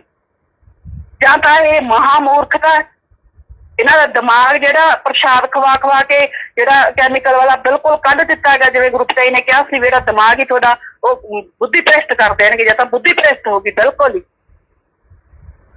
ਮਹਾਮੂਰਖਤਾ ਕਹੀ ਜਾ ਸਕਦੀ ਹੈ, ਇਹ ਕੋਈ ਸਿਆਣਪ ਨਹੀਂ ਹੈ। ਵੀ ਕਮਾਲ ਹੈ, ਜਿਸ ਪਾਰਟੀ ਨੇ ਤੁਹਾਡੇ ਗੁਰੂ ਪਿਤਾ ਜੀ ਤੇ ਐਡਾ ਵੱਡਾ ਕਲੰਕ ਲਾਤਾ। ਤੁਸੀਂ ਗੁਰੂ ਪਿਤਾ ਜੀ ਦਾ 17 ਅਗਸਤ ਵਾਲਾ ਕਿਹੜਾ ਤਾਂ ਯਾਦ ਕਰੋ ਨਾ, ਜਦੋਂ ਗੁਰੂ ਪਿਤਾ ਜੀ ਦੀ ਅੱਖ ਦੇ ਵਿੱਚ ਹੰਝੂ ਆਏ। ਸ਼ਰਮ ਨਹੀਂ ਆਉਂਦੀ ਇਹਨਾਂ ਨੂੰ, ਬਿਲਕੁਲ ਸ਼ਰਮ ਲਾ ਰੱਖੀ ਹੈ। ਤੇ ਇਹ ਜਿਹੜੀਆਂ ਇਹ ਮਤਲਬ ਲੁੱਡੀਆਂ ਪੈ ਰਹੀਆਂ ਨਾ ਹੁਣ, ਵੀ ਹੁਣ ਤਾਂ ਸਾਨੂੰ ਕੋਈ ਕੁਝ ਕਹਿ ਨਹੀਂ ਸਕਦਾ। ਮਤਲਬ 2017 ਯਾਦ ਕਰ ਲਓ, ਉਦੋਂ ਕਹਿਣ ਵਾਲਾ ਕੌਣ ਸੀ? ਅਗਲਿਆਂ ਨੇ ਤਾਂ 2029 ਤੱਕ ਕੰਮ ਪੱਕਾ ਕਰ ਲਿਆ। ਹੁਣ ਤੁਹਾਡੀ ਲੋੜ ਨਹੀਂ ਆ ਉਹਨਾਂ ਨੂੰ, ਜਿੰਨਾ ਮਰਜ਼ੀ ਤੁਸੀਂ ਉਹਨਾਂ ਨੂੰ ਕੁਛ ਮਰਜ਼ੀ ਕਰਤਾ, ਹੁਣ ਇਸ ਤੋਂ ਬਾਅਦ ਲੋੜ ਨਹੀਂ ਤੁਹਾਨੂੰ। ਇੱਥੇ ਦੇਖ ਲਿਓ, ਗੁਰੂ ਪਿਤਾ ਜੀ ਦੇ ਵਚਨ ਇੱਥੇ ਪੂਰੇ ਹੋਣਗੇ। ਜਿਸ ਵਾਰ ਦੀ ਆੜ ਤੁਸੀਂ ਸਭ ਕੁਝ ਕੀਤਾ, ਉਹੀ ਵਾਰ ਤੁਹਾਨੂੰ ਖਾਊਗੀ। ਜਿਸ ਨਾਗ ਨੂੰ ਤੁਸੀਂ ਦੁੱਧ ਪਿਲਾ ਰਹੇ, ਉਹੀ ਨਾਗ ਇੱਕ ਦਿਨ ਤੁਹਾਨੂੰ ਦੱਸੂਗਾ। ਹੋ ਹੀ ਨਹੀਂ ਸਕਦਾ ਗੁਰੂ ਪਿਤਾ ਜੀ ਦੇ ਵਚਨ ਪੂਰੇ ਨਾ ਹੋਣ। ਅੱਜ ਜਿਹੜੀਆਂ ਲੁੱਡੀਆਂ ਪੈ ਰਹੀਆਂ ਨਾ, ਅੱਜ ਜਿਹੜੀਆਂ ਪਾਰਟੀਆਂ ਹੋ ਰਹੀਆਂ, ਅੱਜ ਜਿਹੜੇ ਕਾਜੂ ਕਤਲੀ ਰਾਸ਼ਨਾਂ ਦੇ ਡੱਬੇ ਵੰਡੇ ਜਾ ਰਹੇ ਆ 85 ਮੈਂਬਰਾਂ ਨੂੰ ਨਾ, ਤੁਸੀਂ ਦੇਖਿਓ ਦਾ ਰਿਜ਼ਲਟ ਕੀ ਨਿਕਲੂਗਾ। ਗੁਰੂ ਪਿਤਾ ਜੀ ਦੇ ਵਚਨ ਸੀ, ਸਵਾਲ ਪੂਰਾ ਕੀਤੇ ਸੀ ਗੁਰੂ ਪਿਤਾ ਜੀ ਨੇ ਵਚਨ। ਸਾਧ ਸੰਗਤ ਦੇ ਪੈਸੇ ਨੂੰ ਵੀ ਅਸੀਂ ਤੇਰੇ ਦਾ ਪੈਸਾ ਮੰਨਦੇ ਆ, ਤੇਰੇ ਦੇ ਪੈਸੇ ਚ ਕਹਿੰਦੇ ਆ। ਲੋਭੇ ਦੇ ਚਨੇ ਬਰਾਬਰ ਹੀ ਹੈ। ਵੀ ਜਿੱਦਾਂ ਨਿਕਲਣਗੇ ਨਾ ਪੀੜ੍ਹੀਆਂ ਤੱਕ ਅਸਰ ਜਾਊਗਾ, ਜਿੱਦੇ ਫਿਰ ਉਹਦੇ ਪਤਾ ਲੱਗੂਗਾ ਵੀ ਕਿਵੇਂ ਕਾਜੂ ਕਤਲੀ ਖਾਈ ਦੀ ਹੈ ਤੇ ਕਿਵੇਂ ਪਾਰਟੀਆਂ ਕਰ ਲਈਆਂ। ਜਿਵੇਂ ਪਿਤਾ ਨੇ ਡਾਇਲੋਗ ਬੋਲਿਆ ਹੋਇਆ ਨਾ ਵੀ ਸ਼ੇਰ ਦਾ ਲਜੇ ਸ਼ਾਨ ਦਾ ਕਰ ਲਓ ਪਾਰਟੀਆਂ, ਜਿੱਦੇ ਐਕਸ਼ਨ ਚ ਆ ਗਿਆ ਨਾ ਫਿਰ ਇੰਨੇ ਜਨਾਜੇ ਉੱਠਣਗੇ ਕਿ ਗਿਣਤੀ ਕਰਨਾ ਭੁੱਲ ਜਾਓਗੇ। ਇਹ ਹੋਣਾ ਹੀ ਹੈ, ਇਹ ਹੋ ਕੇ ਹੀ ਰਹੂਗਾ। ਇਹ ਕਿਸੇ ਦੀ ਨਹੀਂ ਬਣੀ ਇਹ ਪਾਰਟੀ ਅੱਜ ਤੱਕ। ਜਿਸ ਸਤਿਗੁਰ ਨੇ, ਜਿੰਨਾ ਗੁਰੂ ਪਿਤਾ ਜੀ ਨੇ ਕਰਤਾ, ਉਹਨਾਂ ਤਾਂ ਕੋਈ ਕਰ ਨਹੀਂ ਸਕਦਾ। ਮਾਨਵਤਾ ਭਲਾਈ ਦਾ, ਸਮਾਜ ਦਾ ਕੰਮ ਜਿੰਨਾ ਇਹਨਾਂ ਨੂੰ ਬਣਿਆ ਬਣਾਇਆ। ਸੰਗਤ ਤਾਂ ਗੁਰੂ ਪਿਤਾ ਜੀ ਦੀ ਸੀ ਨਾ, ਜਿਹਦੀਆਂ ਵੋਟਾਂ ਲੈ ਕੇ ਸਭ ਕੁਛ ਕੀਤਾ। ਜਦੋਂ ਅਗਲੇ ਨੇ ਅਸਲੀ ਗੁਰੂ ਨੂੰ ਨਹੀਂ ਬਖਸ਼ਿਆ, ਜਿਹਦੀ ਰੂਹਾਨੀ ਪਾਵਰ ਵੀ ਹੈ, ਜਿਹਦੇ ਮਗਰ 6 ਕਰੋੜ ਸੰਗਤ ਸੀ, ਤੇ ਫਿਰ ਤੁਸੀਂ ਕਿਸ ਖੇਤ ਦੀ ਮੂਲੀ ਹੋ? ਗੁਰੂ ਪਿਆਰੀ ਸਾਧ ਸੰਗਤ ਜੀ, ਜੋ ਕੁਝ ਗੁਰੂ ਪਿਤਾ ਜੀ ਦੇ ਵਚਨ ਆ, ਜਿਹੜੇ ਤੀਰੇ ਸਾਡੇ ਵੱਲ ਛੱਡ ਰਹੇ ਆ ਨਾ, ਇੱਕ ਦਿਨ ਇਹਨਾਂ ਤੀਰਾਂ ਦੇ ਮੂੰਹ ਇਹਨਾਂ ਵੱਲ ਹੋਣੇ ਆ ਤੇ ਹੋਣਗੇ ਹੀ। ਗੁਰੂ ਪਿਤਾ ਜੀ ਦਾ ਇੱਕ ਇੱਕ ਵਚਨ ਪੂਰਾ ਹੋ ਕੇ ਰਹੂਗਾ। ਇਸ ਕਰਕੇ ਆਉਣ ਵਾਲੇ ਸਮੇਂ ਦੇ ਵਿੱਚ ਸਾਰੀ ਜਿਹੜੀ ਸਾਧ ਸੰਗਤ, ਖਾਸ ਕਰਕੇ ਆਪਣੀ ਟੀਮ ਦੇ ਮੈਂਬਰ ਹੈ, ਬਹੁਤ ਸਾਵਧਾਨ ਰਹਿਣ ਦੀ ਲੋੜ ਹੈ। ਜਿੰਨੀ ਸੰਗਤ ਨੂੰ ਜਾਗਰਤ ਕਰ ਸਕਦੇ ਆ, ਉਹ ਤਾਂ ਇਹ ਵੀ ਭਲੇ ਦੇ ਤੌਰ ਤੇ ਵੀ ਇਨਸਾਨੀਅਤ ਦਾ ਭਲਾ ਹੋਵੇ। ਕਿਉਂਕਿ ਤੁਸੀਂ ਇੱਥੇ ਦੇਖ ਲਿਓ, ਜਿਹੜੀ ਇਹ ਇੰਨੀ ਸ਼ਾਂਤੀ ਆ ਜਾਂ ਜਿਹੜਾ ਇਹ ਸਾਰਾ ਕੁਛ ਇੰਨਾ ਹੋਇਆ, ਇਹਦਾ ਆਉਣ ਵਾਲੇ ਸਮੇਂ ਦੇ ਵਿੱਚ ਬਹੁਤ ਭਿਆਨਕ ਨਤੀਜੇ ਨਿਕਲਣਗੇ ਔਰ ਜਲਦੀ ਨਿਕਲਣਗੇ। ਯਾਦ ਰੱਖਣਾ। ਇਸੇ ਕਰਕੇ ਸਾਨੂੰ ਬਹੁਤ ਜ਼ਿਆਦਾ ਸਾਵਧਾਨੀ ਵਰਤਣ ਦੀ ਲੋੜ ਹੈ। ਸਿਰਫ ਤੇ ਸਿਰਫ ਜਿਹੜਾ ਸਾਡਾ ਧਿਆਨ ਹੈ, ਖਾਸ ਕਰਕੇ ਫੇਥ ਵਰਸਸ ਵਰਡਿਕਟ ਦੀ ਟੀਮ ਦਾ ਸਾਡਾ ਧਿਆਨ ਹੈ, ਠੀਕ ਹੈ, ਜੋ ਹੋ ਗਿਆ ਇਲੈਕਸ਼ਨਾਂ ਦਾ ਹੋ ਗਿਆ ਕੰਮ ਖਤਮ। ਹੁਣ ਜਦੋਂ ਸਾਡਾ ਕੰਮ ਹੈ ਉਹ ਸਿਰਫ ਤੇ ਸਿਰਫ ਆਪਦੇ ਗੁਰੂ ਪਿਤਾ ਜੀ, ਜੋ ਆਪਣੇ ਅਸਲੀ ਗੁਰੂ ਪਿਤਾ ਜੀ ਹੈ, ਉਹਨਾਂ ਦੇ ਮਕਸਦ ਨੂੰ ਲੈ ਕੇ ਚੱਲੀਏ, ਉਹਨਾਂ ਦੀ ਸੋਚ ਨੂੰ ਲੈ ਕੇ ਚੱਲੀਏ। ਵੱਧ ਤੋਂ ਵੱਧ ਵੀਡੀਓ ਪਾਈਏ, ਜਿੱਥੇ ਵੀ ਗੁਰੂ ਪਿਤਾ ਜੀ ਦੇ ਕਿਤੇ ਵਚਨ ਹੈ, ਕੋਸ਼ਿਸ਼ ਕਰੋ ਵੀ ਆਪਾਂ ਗੁਰੂ ਪਿਤਾ ਜੀ ਦੇ ਵਚਨ ਤੇ 100% ਚੱਲੀਏ, ਤਾਂ ਕਿ ਦੁਨੀਆ ਦੇਖੇ। ਦੁਨੀਆ ਮਤਲਬ ਇਸ ਵੇਲੇ ਗੁਰੂ ਪਿਤਾ ਜੀ ਦੇ ਰੂਪ ਸਾਡੇ ਕੋਲੇ ਨਹੀਂ ਹੈ, ਤਾਂ ਸਾਡੇ ਚੋਂ ਹੀ ਸਾਡੇ ਗੁਰੂ ਨੂੰ ਦੇਖੂਗੀ। ਤਾਂ ਗੁਰੂ ਪਿਤਾ ਜੀ ਨੇ ਜਿਵੇਂ ਵਚਨ ਕੀਤੇ ਸੀ ਨਾ ਵੀ ਭਾਈ ਜੇ ਤੁਸੀਂ ਚੰਗਾ ਕੰਮ ਕਰੋਗੇ ਤਾਂ ਤੁਹਾਨੂੰ ਦੇਖ ਕੇ ਕਿਸੇ ਨੇ ਇਹ ਕਹਿਤਾ ਵੀ ਭਾਈ ਵੀ ਜੇ ਇਹ ਇੰਨਾ ਚੰਗਾ ਕੰਮ ਕਰ ਰਿਹਾ ਜਾਂ ਇਹ ਇੰਨਾ ਚੰਗਾ ਇਨਸਾਨ ਹੈ, ਇਹ ਇੰਨਾ ਚੰਗਾ ਸਮਾਜ ਲਈ ਸੋਚ ਰਿਹਾ, ਤਾਂ ਫਿਰ ਤਾਂ ਗੁਰੂ ਕਿਹੋ ਜਿਹਾ ਹੋਊਗਾ। ਤੁਹਾਡੀ ਵਜ੍ਹਾ ਨਾਲ ਤੁਹਾਡੇ ਗੁਰੂ ਨੂੰ ਕਿਸੇ ਨੇ ਸਲਾਹਤਾ, ਤਾਂ ਗੁਰੂ ਪਿਤਾ ਜੀ ਕਹਿੰਦੇ ਸੀ 100 ਸਾਲ ਦੀ ਬੰਦਗੀ ਸੇਵਾ ਸਿਮਰਨ ਵਚਨ ਇਹ ਹੈ। 100 ਸਾਲ ਦੀ ਸੇਵਾ ਸਿਮਰਨ ਤੁਹਾਡੀ ਝੋਲੀ 'ਚ ਬੈਠਿਆਂ ਬਿਠਾਏ ਆ ਜਾਣਗੇ। ਤੇ ਜੇ ਤੁਸੀਂ ਇਹੋ ਜਿਹੇ ਕਰਮ ਕਰਦੇ ਰਹੇ, ਲੋਕ ਗਲ ਦੇ ਵਿੱਚ ਗੁਰੂ ਦਾ ਪਿਤਾ ਜੀ ਦਾ ਪਾਇਆ ਹੋਇਆ ਨਾਮ, ਤੁਸੀਂ ਇੰਸਾ ਲਾਇਆ ਹੋਇਆ, ਔਰ ਕਰਮ ਤੁਸੀਂ ਇਹੋ ਜਿਹੇ ਕਰਦੇ ਰਹੇ, ਤੇ ਜਿਹਨੂੰ ਦੇਖ ਕੇ ਲੋਕਾਂ ਨੇ ਕਹਿਤਾ ਵੀ ਜਿਹੋ ਜੇ ਇਹ ਹੈ ਤੇ ਇਹੋ ਜਿਹਾ ਇਹਨਾਂ ਦਾ ਗੁਰੂ ਹੋਊਗਾ। ਤੇ ਗੁਰੂ ਪਿਤਾ ਜੀ ਦੇ ਵਚਨ ਹੈ 100 ਸਾਲ ਦਾ ਸੇਵਾ ਸਿਮਰਨ। ਗੁਰੂ ਪਿਆਰੀ ਸਾਧ ਸੰਗਤ ਜੀ, ਕਿਸੇ ਪ੍ਰੇਮੀ ਦੀ 100 ਸਾਲ ਉਮਰ ਹੋਣੀ ਨਹੀਂ। ਜਿਹਨੇ ਟੈਕਸਟ ਦੀ ਚੱਲ ਮੰਨ ਲਓ 100 ਸਾਲ ਉਮਰ ਹੋ ਗਈ ਵੀ, ਤਾਂ ਉਹਨੇ ਇਹ ਤਾਂ ਨਹੀਂ ਉਹ ਜਨਮ ਦੇ ਸਮੇਂ ਹੀ ਭਗਤੀ ਸ਼ੁਰੂ ਕਰਤੀ, ਸੇਵਾ ਸਿਮਰਨ ਸ਼ੁਰੂ ਕਰਤਾ। ਪਰ ਗੁਰੂ ਪਿਤਾ ਜੀ ਦੇ ਵਚਨ ਹੈ 100 ਸਾਲ ਦਾ ਸੇਵਾ ਸਿਮਰਨ ਖਤਮ। ਤਾਂ ਇਹ ਰੂਹਾਨੀਅਤ ਹੈ, ਬਖੌਲ ਨਹੀਂ ਹੈ ਇਹ। ਤੇ ਜੇ ਅਸੀਂ 100 ਸਾਲ ਦੀ ਬਣੀ ਬਣਾਈ ਬੰਦਗੀ ਲੈਣੀ ਹੈ ਤਾਂ ਸਾਡਾ ਫਰਜ਼ ਬਣਦਾ ਹੈ ਕਿ ਅਸੀਂ ਗੁਰੂ ਪਿਤਾ ਜੀ ਦੀ ਸੋਚ ਨੂੰ ਪੂਰੀ ਦੁਨੀਆ 'ਚ ਦੱਸੀਏ। ਗੁਰੂ ਪਿਤਾ ਜੀ ਦੀ ਜੋ ਸੋਚ ਹੈ ਪਹਿਲਾਂ ਸਾਨੂੰ ਪਤਾ ਹੈ, ਅਸੀਂ ਆਪਦੇ ਤੇ ਲਾਗੂ ਕਰੀਏ, ਫੇਰ ਹੀ ਅਸੀਂ ਦੁਨੀਆ ਨੂੰ ਦੱਸਾਂਗੇ। ਔਰ ਗੁਰੂ ਪਿਤਾ ਜੀ ਦੀ ਆਣ ਬਾਣ ਤੇ ਸ਼ਾਨ, ਇਹ ਸਾਡਾ ਮਕਸਦ ਹੋਣਾ ਚਾਹੀਦਾ ਵੀ ਅਸੀਂ ਹਰ ਹਾਲ ਦੇ ਵਿੱਚ ਪੂਰੀ ਦੁਨੀਆ ਦੇ ਵਿੱਚ ਉੱਚਾ ਕਰਨਾ ਹੈ। ਧੰਨ ਧੰਨ ਸਤਿਗੁਰੂ ਤੇਰਾ ਹੀ ਹੈ। धन धन सतगुरु तेरा ही आसरा। हम उम्मीद करते हैं, प्रार्थना करते हैं सच्चाई जल्दी सामने आए। इस उम्मीद के साथ हजूर पिता के चरणों में लगाते हैं, धन धन सतगुरु तेरा ही आसरा। और अरदास करते हैं उन तमाम लोगों के लिए जो हजूर पिताजी वो लोग जो अपने गुरु से ओढ़ निभा गए, इंसानियत की राह में शहीद हो गए, मालिक उनको अपनी गोद में और ऊंचा स्थान प्रदान करे। इस प्रार्थना के साथ हजूर पिता के चरणों में लगाते हैं, धन धन सतगुरु तेरा ही आसरा। आखिरी में अरदास बोलते हैं, धन धन सतगुरु तेरा ही आसरा। है मालिक तुझे लाज है, अब बहुत हो गया, तुम दया में रहमत कर। तेरे प्यार मोहब्बत की राह में हमें कोई दुख तकलीफ ना आए, तो ऐसी रहमत बख्श व सबको सुमति दे। किस तरह से देनी है यह तू सब जानता है, जिसको जैसे देनी है वैसे दे, वो तेरी मर्जी। धन धन सतगुरु तेरा ही आसरा।